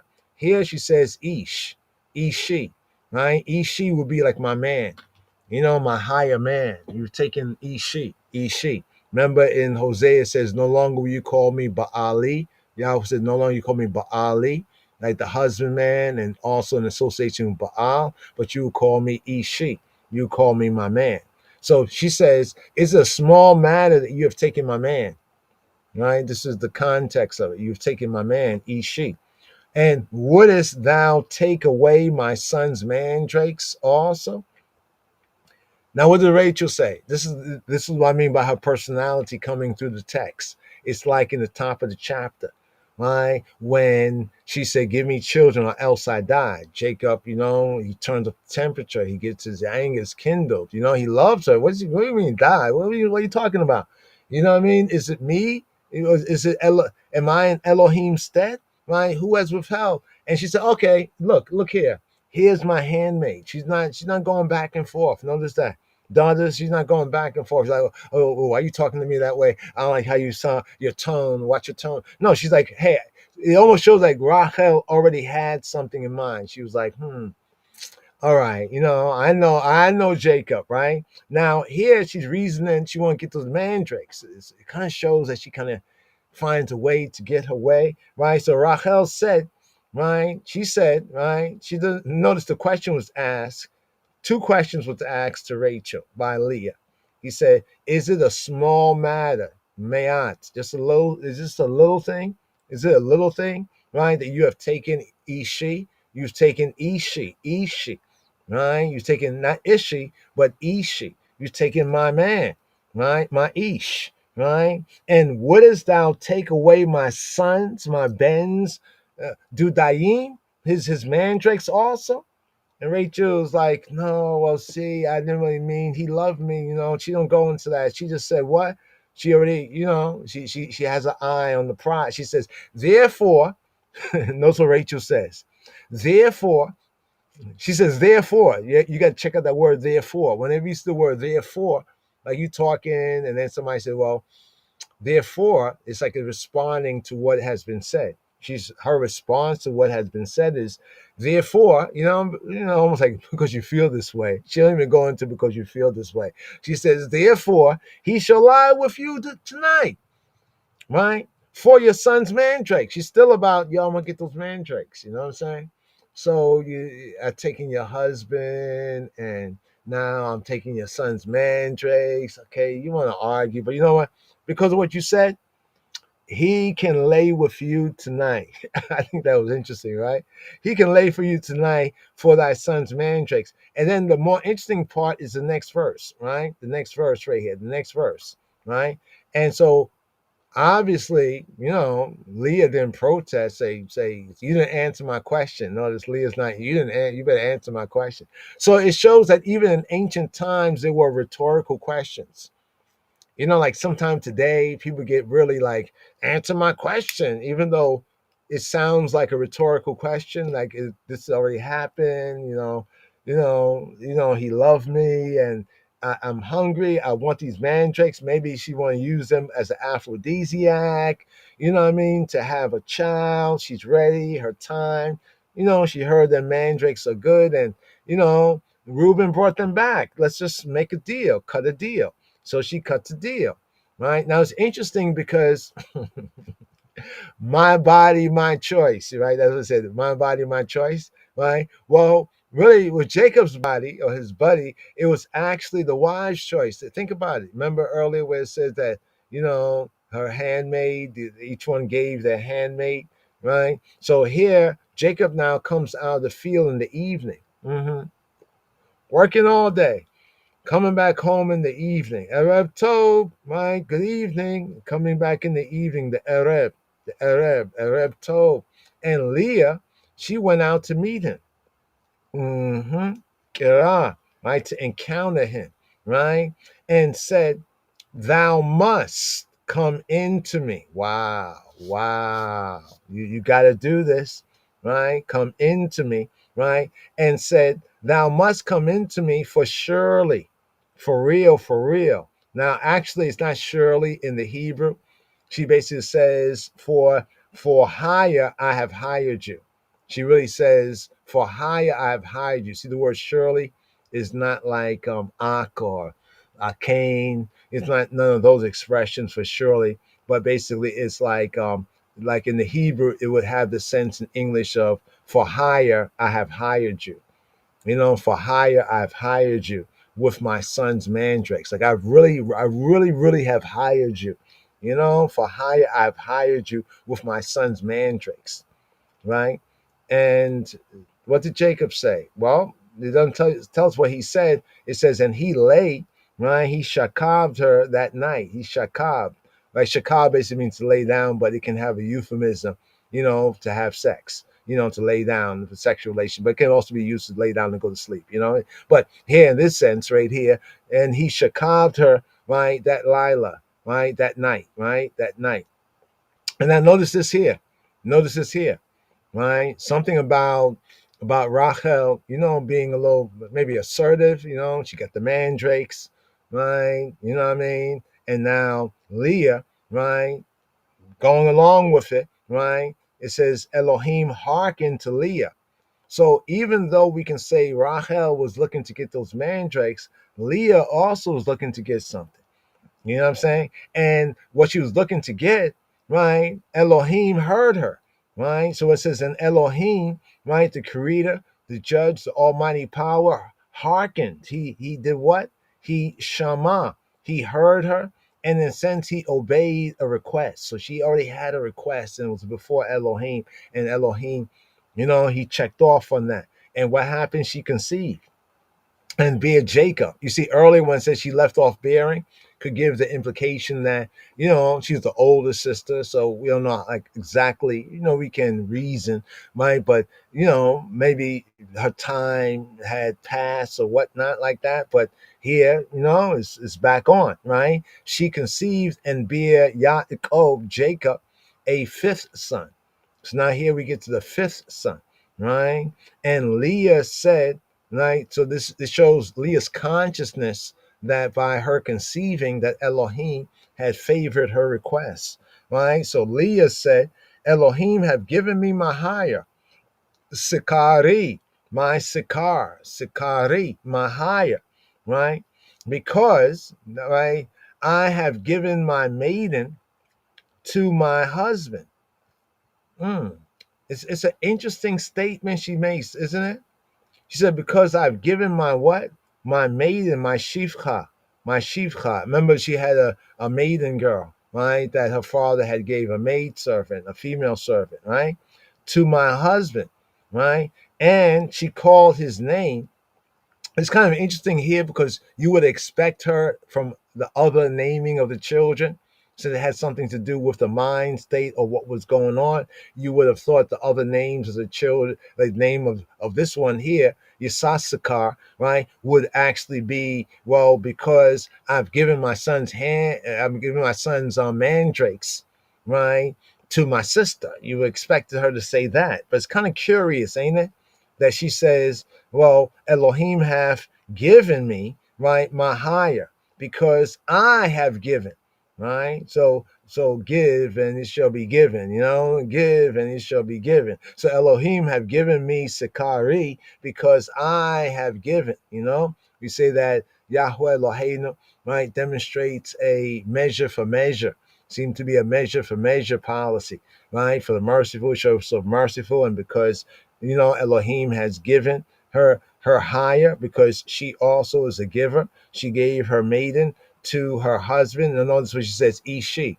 She sticks with not just husband, Baali. She doesn't say Baali, my Baal, which is the proper term for husband, man. Right? She says Ishi, because I've given my maiden to my man. And she called his name, notice the name, Yisasakar. Right? You often say Yisakar, but actually in Hebrew it's Yisasakar. Yisasakar.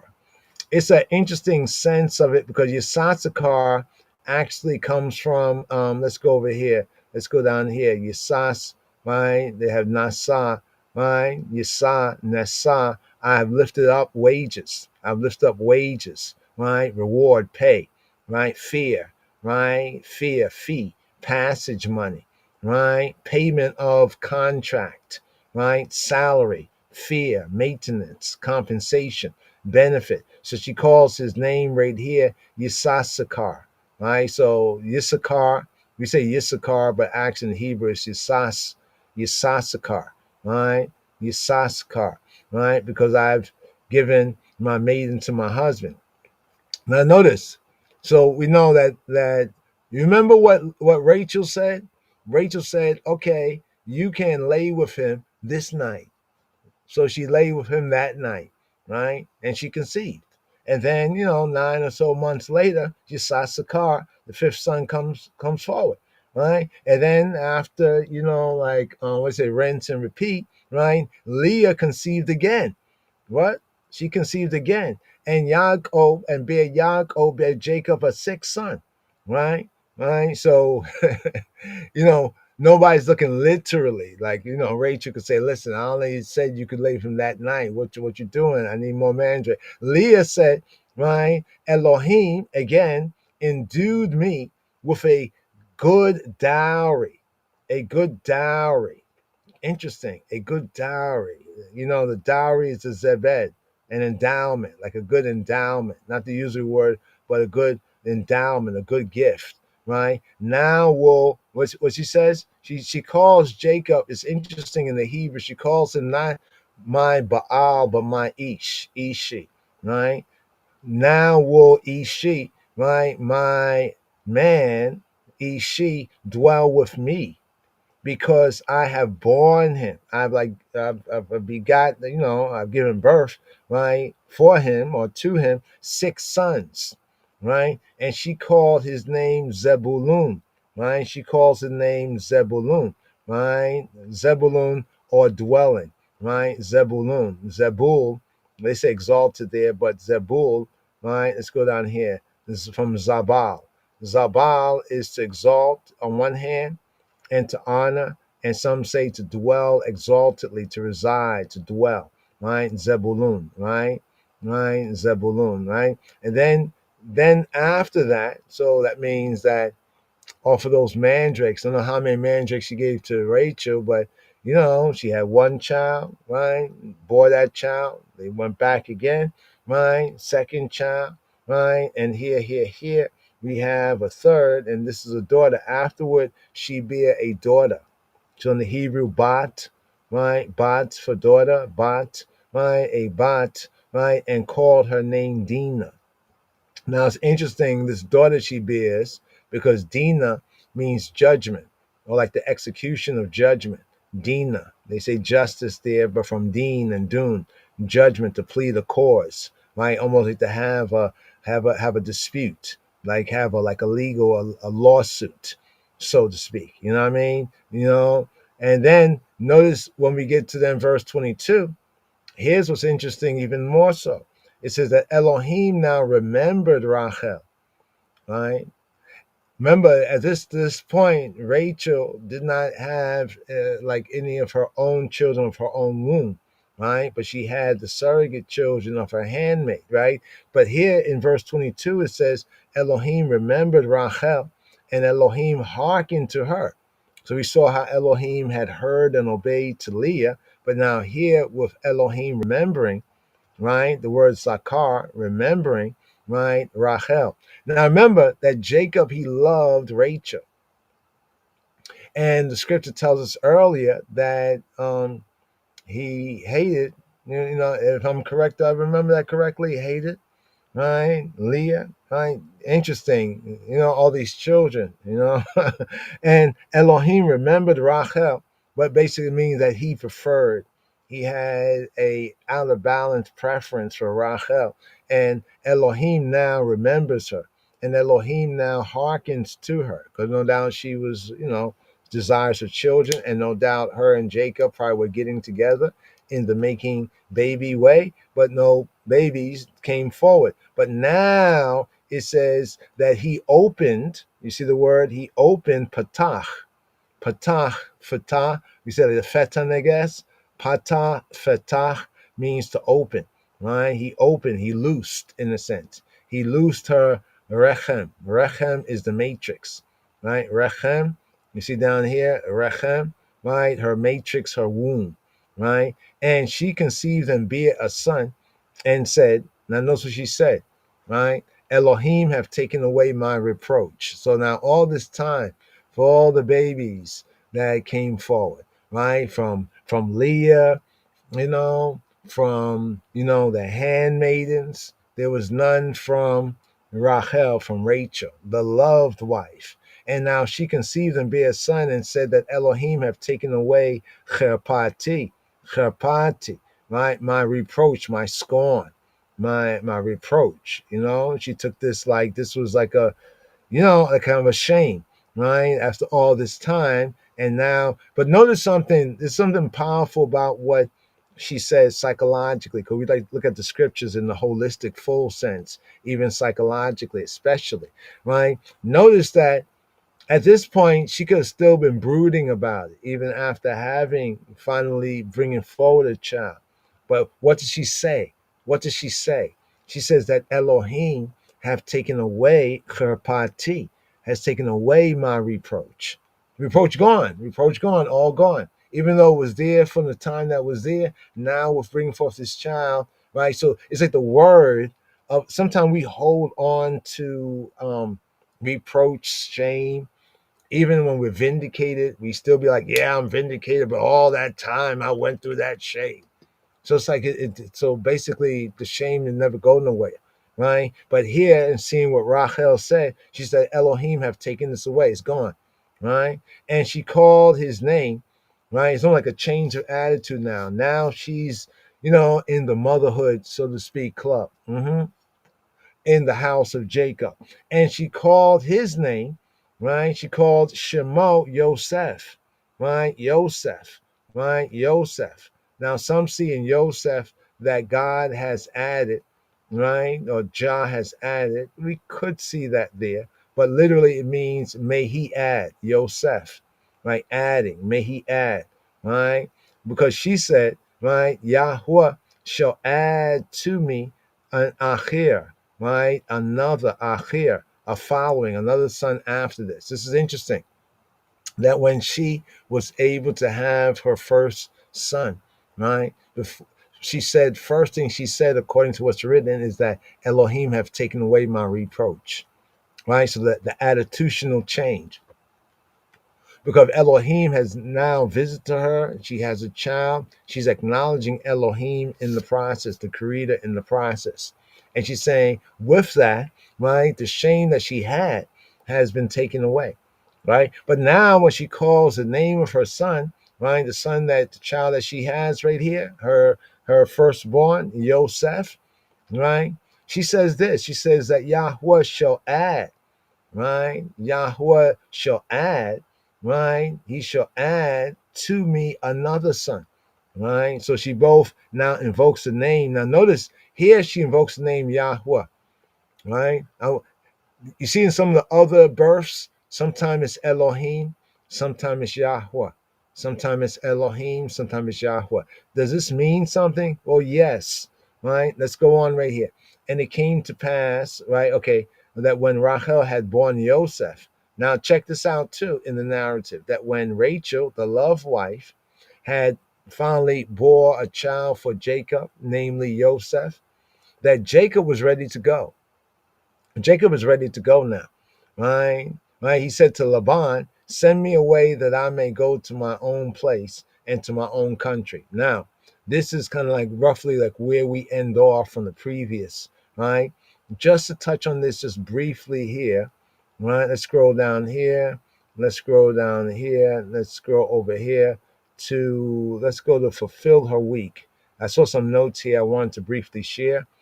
Now, I thought they were going to go more into the week, like the week of years. It's not a week of days like Jubilees does, but it doesn't really go into that, right? Um, let's see. Let's see. Da, da, da, da. Right here. So, oh, this is the part here. The bigamy, because he married two sisters. And many people say this was against Torah. This is against the Torah. Well, it was not against the Torah, right? The instruction direction then given, right? The bigamy of Jacob must not be judged directly by the Mosaic law. Like, remember I said before that some things that were done in patriarchal times was absolutely forbidden, right? When the Torah came to Sinai and Israel became a nation, which forbids marriage with two sisters at the same time. That's Leviticus 18:18, or sets down as incest, right? Since there was no positive law, there was no positive law on the point in existence then. Unless one can point to any positive law, right? There was none then. It's the same thing with the patriarchs choosing certain places and making certain altars. Sometimes, making certain altars and having a grove in the area, or Jacob making a pillar and having a standing image of Matzah, right? Pouring oil on these stones and then saying that these stones are God's house. You see what I'm saying? There's almost like an innocency there, but as time went on, right, when Israel becomes a nation, these things that were permitted in patriarchal times are forbidden when Israel becomes a nation. At the same time, it is not to be justified on the ground that the Baraka of Elohim made it the means of fulfillment of his promise, the multiplication of the seed of Abraham into a great nation, just as it had risen from Laban's deception and Jacob's love. So we look at the narrative clearly, we see two things going on. We see Jacob's love for Rachel, and we also see Laban, his uncle's deception. Remember, it was only at that time when he said, because they already had agreed, he says, "Yeah, I'll work for you these 7 years and then give me Rachel." Then after he worked the 7 years, what happened? Right? The deception that regarded outward beauty alone. So you have to think about, like, even Jacob's love, right? It was almost from the very beginning when he kissed her and he lifted up his voice and he wept, right? And therefore, from sinful infirmities, so did it become in its result a true school of affliction. Talk about the Jerusalem hard knock, the school of hard knocks. But think about what Jacob went through, almost like, though he's like 40 years old, we have to keep that in mind too. You know what I'm saying? Because his brother Esau was 40, right? But he spent how many years out there? About 20 something years, right? In that Elohim showed him by many a humiliation. He went through a lot of humbling, right? That such conduct as his was quite unfitted to accomplish the divine counsels, and thus condemned the ungodliness of such a marriage and prepared the way for the subsequent prohibition in the law. So what we get in a sense is a case and study. This is what they happened, in patriarchal time. The patriarchs, they were righteous, but they were people. They went through different things, and these are the results. Now, for Israel as a nation, right, these things that we learn about the patriarchs doing, we couldn't say, well, the patriarchs did it. I can do it like you are not the patriarchs. Now, let's look at this just briefly here. Leah's first sons. I want to share this here. Jacob's sinful weakness, right, showed itself even after his marriage in the fact that he loved Rachel more than Leah. This is why the scriptures pointed out, right, that he loved Rachel more than Leah. Right? It's very clear. They could just say he loved Rachel, he really liked Rachel, and they kind of leave it, but he kind of keeps emphasizing it, right? To bring on the point. The chastisement of Elohim, because it says because he had loved Rachel and hated Leah, right? He opened her womb and noticed that she's the one who had the youths, right? And he kept, he said, going back for more, right? In the fact that he hated, that the hated wife, remember, even in the law, there is the whole legislation concerning if there be a man has two wives, one hated and one loved, and firstborn come from the hated. You see what I'm saying? That he should not give, the right, or the blessing to the other child of the woman that he loves, but to give to the firstborn of the one that's hated that which is right. But now we get a case in point here where we know he loves Rachel, and the hated wife is Leah. She was blessed with sons, with children. While Rachel, notice this, Rachel waited for a long time, long time, right? And she remained unfruitful, right? By this, it was made apparent once again that the origin of Yisrael was to be a work not of nature, right? Just of nature, but of grace. So Leah, so we get to see even in the birth of these children the work of grace, right? Was it Leah's fault? Really? Like I said before, the Isaac and Rachel, I mean Rebecca, Slika, Isaac and Rivka, they had two sons, Esau the older, and Jacob the younger. And Rachel's brother, right, Laban, had two daughters, Leah the older and Rachel the younger. So in the ideal circumstance, just according to the nature of it, how should they have been paired? You see how they could have been paired? But even they not being paired that way was a work of grace. Even in the Old Testament, the ancients did not miss that. They understood that. This is why it's written that way. If you can receive this, right? Leah had four sons in rapid succession, right? And gave them names that indicated her state of mind. Did you know that? That Leah had four sons, one after the other, after the other, after the other, and she gave them names, Shemot, that indicated, well, what she was thinking, right? Let's take the first one, for example. We have Reuben. Reuben. What does Reuben mean? Reuben means see, look, and see a son. Literally, Reuben means see, look, here, a son, see a son.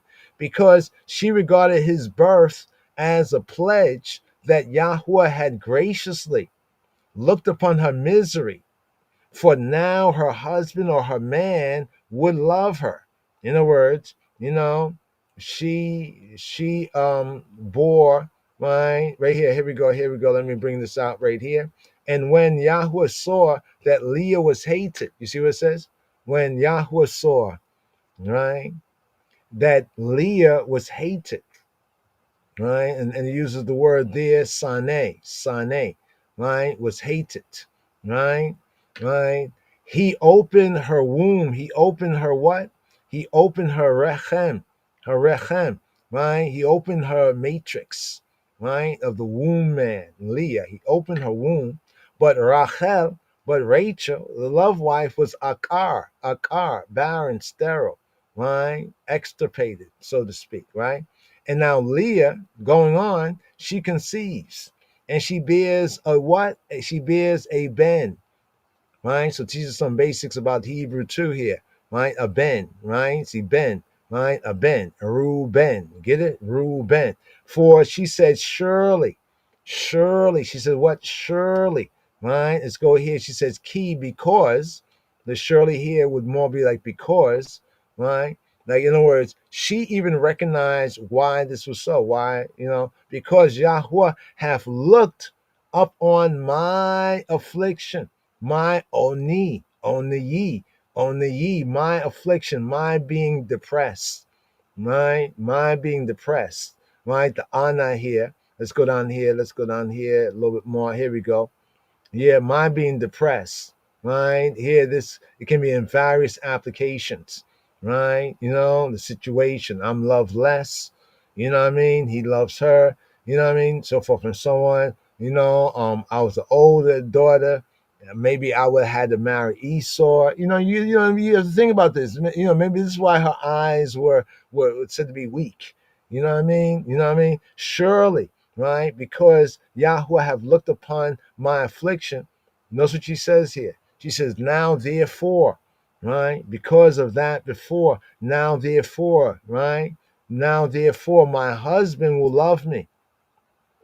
This is from the very first child. Notice, my husband, my man, Ishi will love me, right? Ishi will love me. And here we have Reu.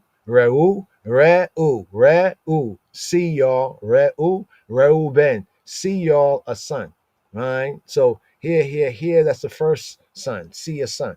So therefore, she regarded his birth as a pledge. Now I have the firstborn. I born him a firstborn. Look, Reuben, look, a son, right? And because you see a son, right, now may my man, Ishi, love me, right? Right? Now we get to the next son, Shimon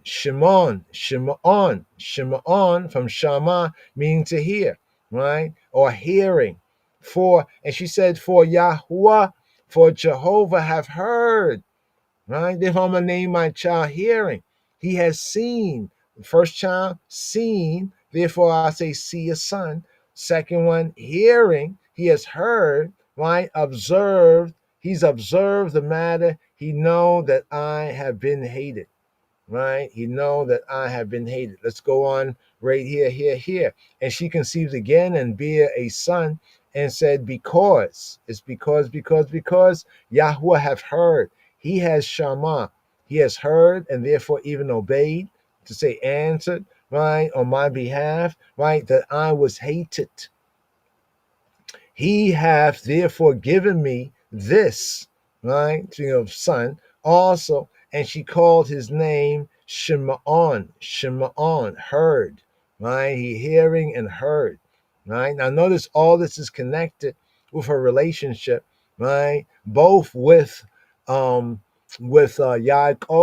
and also with her sister, right? Vis-a-vis her sister, right? Since she was the one that the father, now think about it too. When the father Laban said, listen, we can't do this in our country. It's not right for us, like in our hood, in our neighborhood, right, to marry the younger before the elder, right? Now, whether that was really the custom or not, it sounds like it could be a custom in some places. He didn't reveal it to Jacob until after the last minute. It wasn't the last minute, it was after the last minute. But Levi, it's going to Levi, right? The four sons of Leah, the first four sons. Lewi, right? Lewi, to say Levi, means attachment from the Hebrew lawa, or some say lava. Lava, modern Hebrew lawa, to attach, to join. Why? Because her hope, her prayer, her expectation was that this time at least, remember, Reuben, then we change the situation so much, not obviously not in her eyes, right? Shimon, right? Hearing, didn't change it. But now with the third son, Lewi, right? Attachment, joining, right? For she hoped that this time, at least, after she had born three sons, three, right? Her husband, or rather her man, her Ish, would become attached to her, would join with her, would show her. See, the joining in this sense in the Hebrew is like to show some affection. So this joining here is not like we would think about it like in English, right? But we have to see it in the cultural context. So here it says, and she conceived again and bare a son, bare another Ben, right? So Ben 1, Reuben. Ben 2, Shimon. Here Ben 3, right? Lewi, right? Ben 3, right? And she said what? He said, now this time, hapa'am. In the Hebrew, it's interesting. Pa'am and pa'ama is like a beat, a stroke. It's like this time, right? Like she's saying, now this time will Ishi. Now notice, in every instance that Leah refers to Yaakov, refers to him as Ish, right? And Ish, in the terms of titles or reference to man, is like man of a status, man of a standing, important man. Ish, right? He says, now Ishi will be joined to me. So here, the lawa, to be joined, to attend, to be joined, to attend. It has a sense of like, will show me some affection. In the context of the ancient Hebrew, show me some affection, will be joined to me. You know what I mean? Because I have borne him. Notice what she says, 3 sons, right? The 3, the number 3 matters. The Trinity matters. I born 3 sons. So he got to get it now, right? 3 sons. Therefore, she called him his name, right? Called his name. Therefore, was his name called Lewi, right? Therefore, his name was called Levi, right? Joined to. He'll be joined to me. You know what I mean? He'll be attached to me, right? He'll show some attachment, some joining, right? You don't just come in just to come in, but you know what I mean? It'll be about me, right? Let's go over here, right? Now we come to Yehuda, Judah, right? The 4th son, Yehuda. I know some say Yahuda, but actually it's Yehuda, right? It means praised, right? In the sense of the praised one, the celebrated one. Like the one who's praised, celebrated is the Yehuda, right? It doesn't mean like God praised, but the reason why she named him praise, right? Not merely praise one, but he's praised, right? The one for whom Yahweh is praised. She's going to praise Yahweh for this one, not because the third, she already had the 3rd. Now she has the 4th. And she's going to praise Yahweh because of this 4th one. Now, after this 4th one, there's a pause. That's what we had touched on already, right? After the pause. So let's bring out Yehuda right here. Let's bring out Judah right here. Right? Here we go right here. Let's look at the note right here. Praise.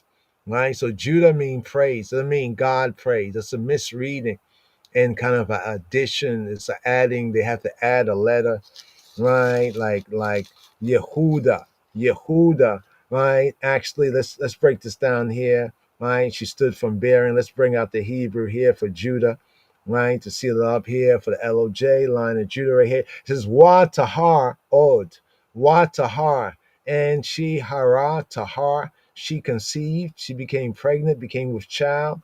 Wa and Tahar. And she became with child, she became pregnant, Tahar, right? Wa Tahar, right? And she became, you can say, with child, Od, again, right? Od, like in continuance, again, yet still, again. Wa Teled, and she begat, Teled, she engendered, she travailed, she brought forward. Wa Teled Ben, and she brought forward a Ben. She brought forward a son, right?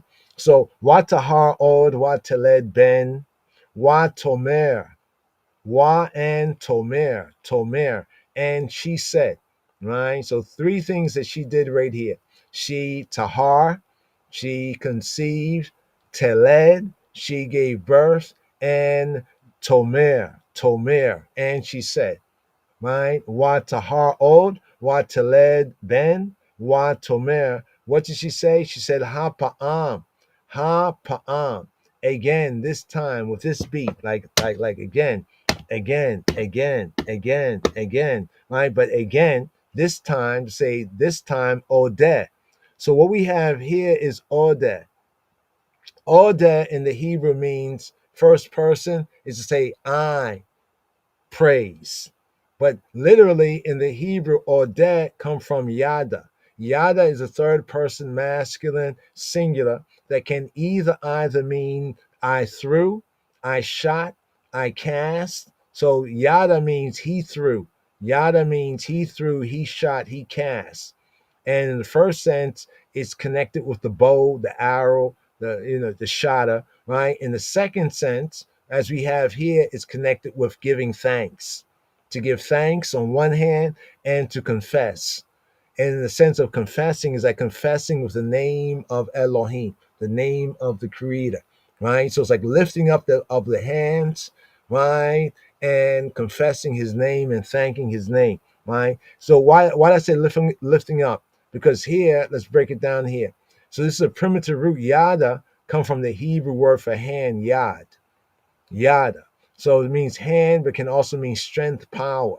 With my power, with my hand. Because the hand, we do so many things with our hand, right? So literally, it means to use, right, the hand. So just in the basic sense, like yada, like to shoot, to throw, to cast, in the literal basic sense, yada, right? He physically threw something, yada, right? Yada, eta, eta eben, right? Eta ha'eben, he threw a stone, so to speak, right? Or an arrow, he shot an arrow at or away. But in the sense of worship or praise, this secondary sense is to revere or to worship with extended hands. It's like when we would say today, we would say, put your hands up, right? So the yad. So the yad, word for hand, yada, to hand. Like, so that's why I like to translate it as handed to you, right? So she says, Watomer hapa'am odeh et Yahweh odeh. I will praise, I will hand it to, right? Et, direct object marker, handed to what? Handed to who? I will hand it to et Yahweh. Odeh et Yahweh. Odeh et Yahweh. She put her hands up, like thanking heaven, like putting your hands up, like almost like if you offer your hand before a person, like at your service, I hand it to you, right? Odeh et Yahweh al Cain, all on Cain, like on this, to say on this, on affirmative, al Cain means like a therefore. Al Cain, scroll down here, right? Al Cain, Kara, she called Shemo. Kara Shemo, Al-Kain, Kara Shemo, Yehuda. She called his name Yehuda, because Yehuda means praise. Yehuda doesn't mean like job praise. It doesn't mean that. I know a lot of people believe that from the Yahuda kind of like cult, like we all just do the same thing, and then if somebody tell you no, it's not, people will be like, yes, it is, because you made yourself believe it, right? But when we start to compare it with other areas of scripture, like for example, what Leah says here goes with what Jacob says in Genesis chapter 49. In Genesis chapter 49, it says, Yehuda, you are he whom your brethren, you are he who your brethren shall praise. By saying Yehuda, another way of saying Yehuda, you are he who your brethren shall hand it to you. You are he who your brethren shall hand it to you. They shall praise. Remember the yad, yada, hand it, right? Yad, yada. Let's scroll down here. All these different Judas celebrate it, right? You are he whom your brethren shall praise. So basically, in the Jacob prophecy and blessing prophecy, he basically says that Judah, and this is why later on we come to like the New Testament times and we see all the talk about the Judah. Why Judah is the last tribe that's remaining. This is all a part of it right there. The Lion of Judah, celebrated, praised, right? Now, she said that I, right, Odeh et Yahweh. So the part where Yah is mentioned is that she will hand it, she will praise Yahweh al Cain. Therefore, Kara Shemo, she called his name praised, right? Because he's the result of my praising Yahweh. He is praised, right? Al Cain, right? Therefore, Kara Shemo, she calls his name Yehuda. Yehuda. Let me see if I can break it down here. Let's see, do we have it here? We probably have to go down to the Yada. The Yada. No, they don't have the full form. They only have the Kal, the PL, right? They don't have the Hufal form. Yehuda, right? Yehuda, to bring out that build. It's just basics in the Hebrew. It's a 7-order build, right? Most ones that talk all this crazy vowel talk, they're not really looking at the 7-order build, right? How it's built, and therefore you have the 7 vowels and the 7 orders. But be that as it may, wa ta'amod and ta'amod, and she amad, and she stood. She stood. She took her stance. That's almost like stopped in a sense. She stood. Wa ta'amod and ta'amod, and she stood. Mi ledet, and she stood from ledet. She stood from bearing, right? Watamod mia ledet, and she stood from bearing. So right here, it's like with everything else, everyone else that she named. She talks about what Yahweh did. So yes, Yahweh is a part of it, but the name of Yehuda means that he is the praised one. He is the one they will hand it to. In a sense, we as Israel should hand it in principle to the tribe of Judah, right? As the other Israelites, because Judah was the one that prevailed in that sense, that overcame, right? And Moshiach came from Yehuda, right? Yehuda. Lion of Judah Yes. Society. So lastly but not leastly, right here, just in the reasoning here, right? Like, notice something, that she might not be unduly lifted up by her goodness or attribute to the fruitfulness of her own womb. She could have been like, yeah, I'm just a good woman. That's why I'm having the children. Look, Jacob, I named him a good child because I'm a good woman. She didn't name it after herself, or say because of the attribute attributed to the fact that, her womb was fruitful, right? But every child, each one of the four ones and even the other ones, but especially these four ones are interesting, right? What's interesting here is that she attributes it to the faithfulness of Yahweh in her experience, right? And notice that she calls what we have here, right, in chapter 29, right, the first four sons that were born to Leah. To each one, she attributed this to the covenant name of Yahweh. So Yahweh is like the covenant name, right? And Elohim is like the creator name, right? Elohim is the creator name, right? Through a husband, either directly, okay, as Rebecca had done, right, to Jehovah who had promised. Okay, now I'm looking over the note right here. There's a note I wanted to share concerning the names, right? Concerning the names. Okay, here we go. Here we go. Let me show this one right here, right? So here it says, it might be noticed that Rachel speaks of Elohim only, right? Rachel speaks of Elohim only. So in the context of the Almighty, not so much as the covenant God, right, by the name, the Hashem, but as creator, as judge, right, as the Almighty power. While Leah, right, spoke of Yahweh as Yahweh, not just as Elohim. Yes, later on in the other verse, she does speak of Elohim in the name as well as Yahweh, right, attributed to Yahweh. But the first four, this was covenant God. While we look at Rachel, she speaks of Elohim only, right? She speaks of Elohim only, right? Whereas Leah regarded her first four sons as the gift of Yahweh, right?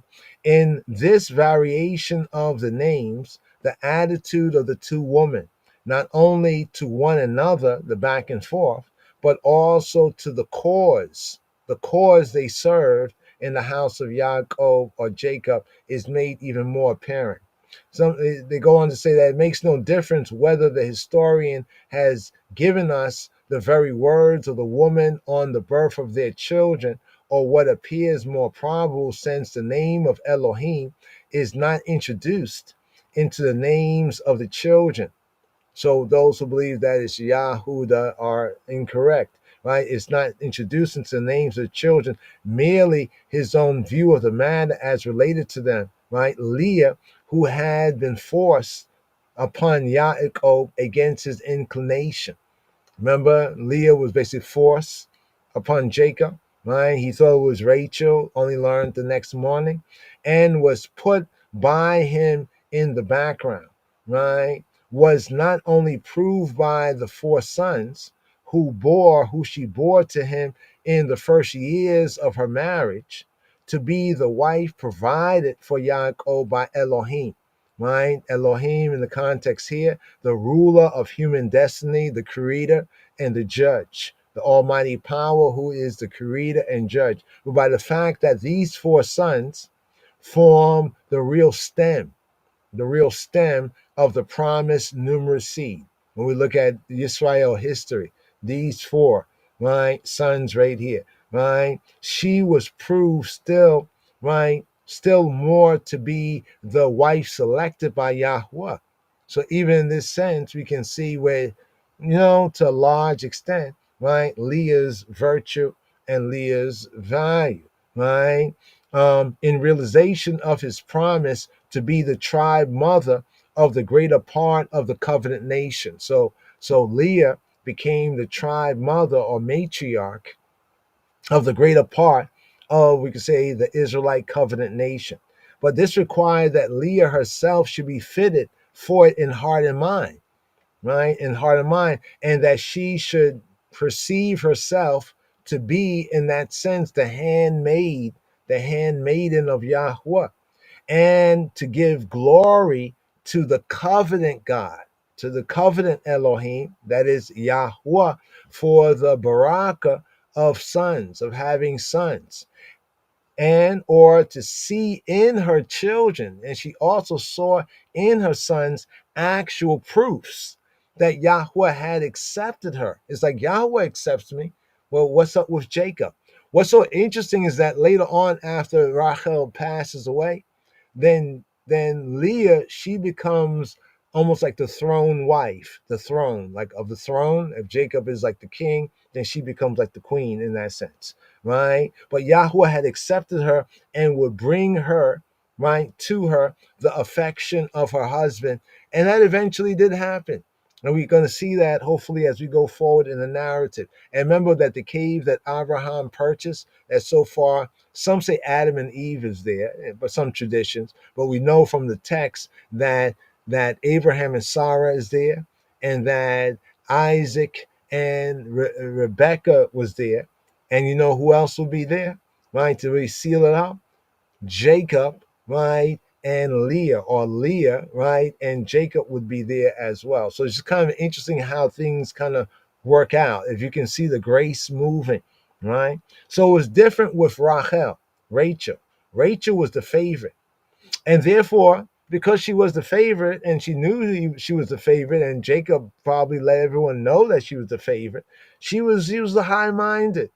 She was let me say, the high-minded wife, right? Yaakov should give her what Elohim alone could give, right? And notice Jacob couldn't go beyond, and maybe he started to recognize that in the relationship. He's like, Chan, because they were, being conjugal, but there was no seed, right? The faithfulness and the blessing of the covenant Elohim were still hidden from her, almost to the very, until all the children come forward, and then we see Yosef.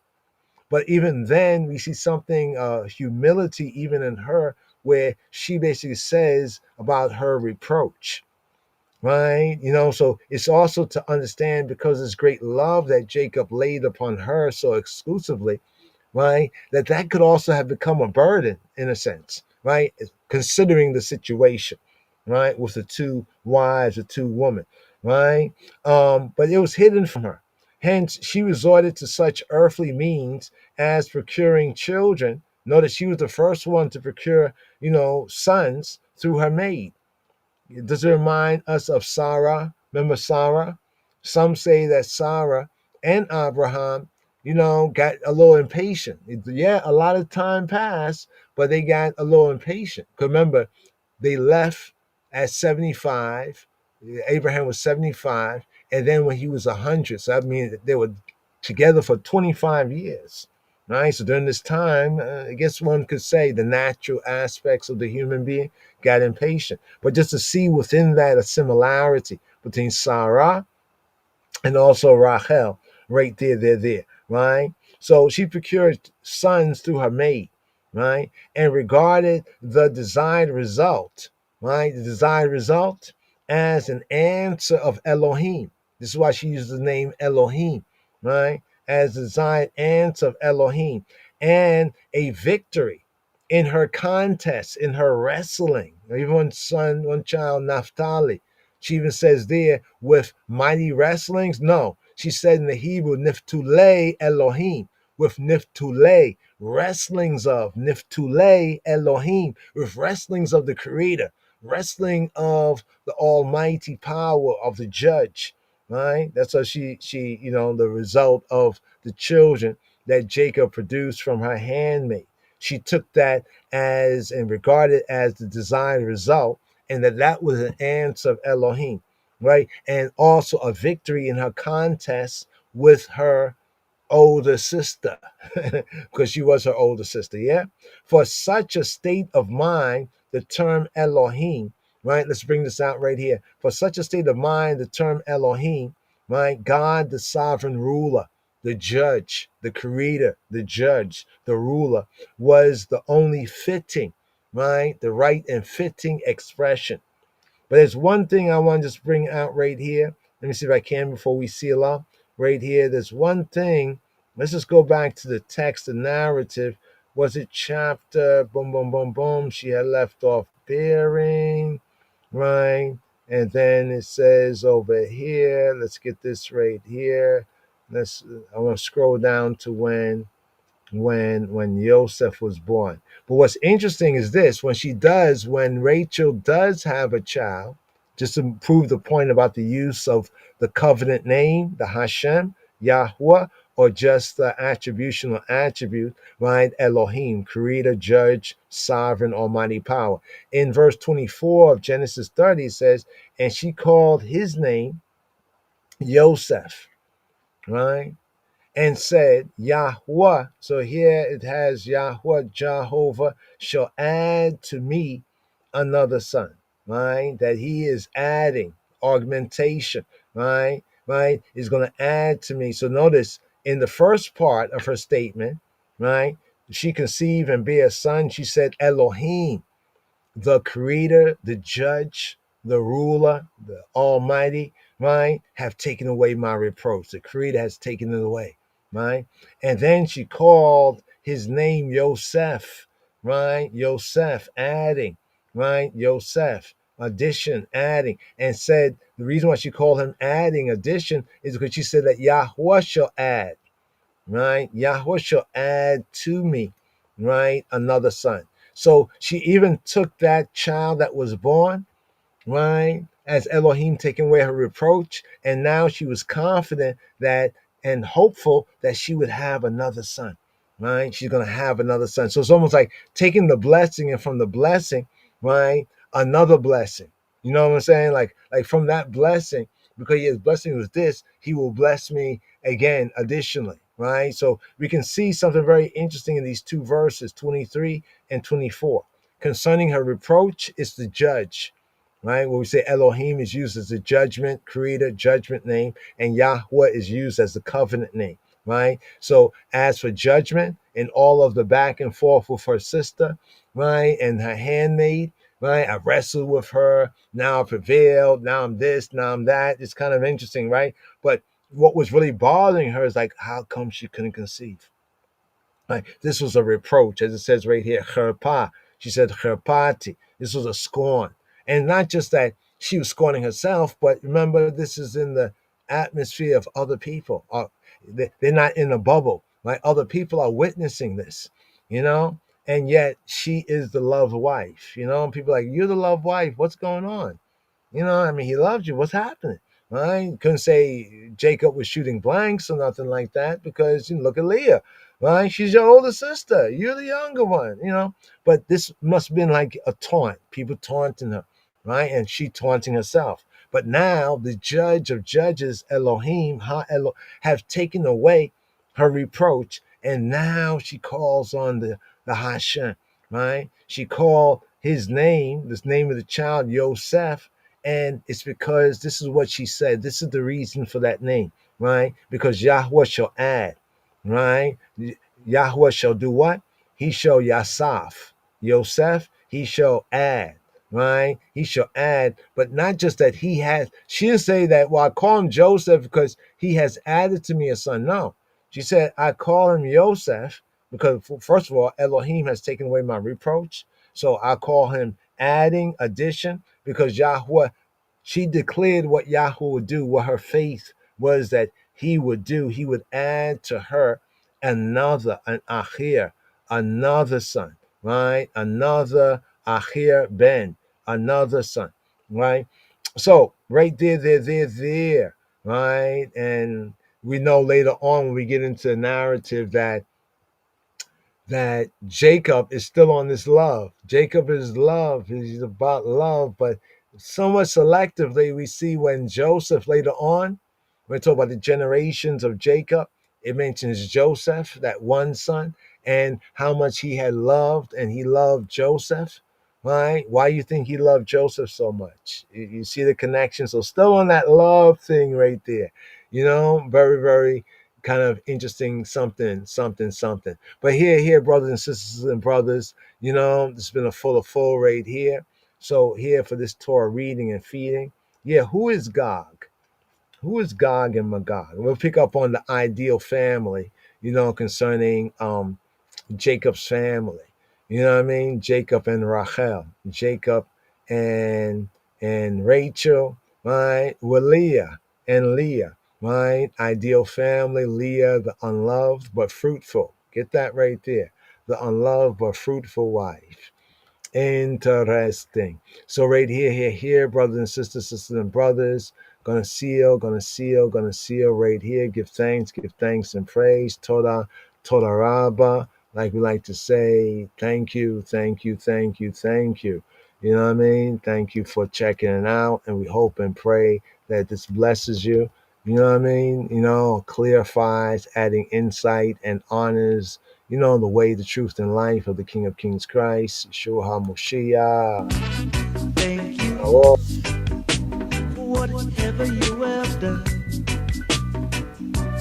Thank you, my brethren, for all your contributions. This discipleship radio broadcast has been made possible by donations from audience and listeners like you. Give thanks. Thank you very much, Miss Ghana. This discipleship radio broadcast has been made possible by donations from audience and listeners like you. Give thanks. Thank you very much, Miss Ghana. Thank you for whatever you have done. Thank you, my brethren, for all your contributions. Lion of Judah Society.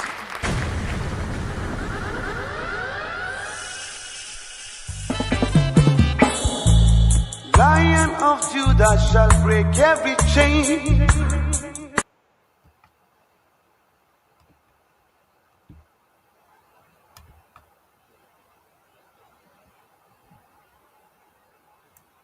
Yeah!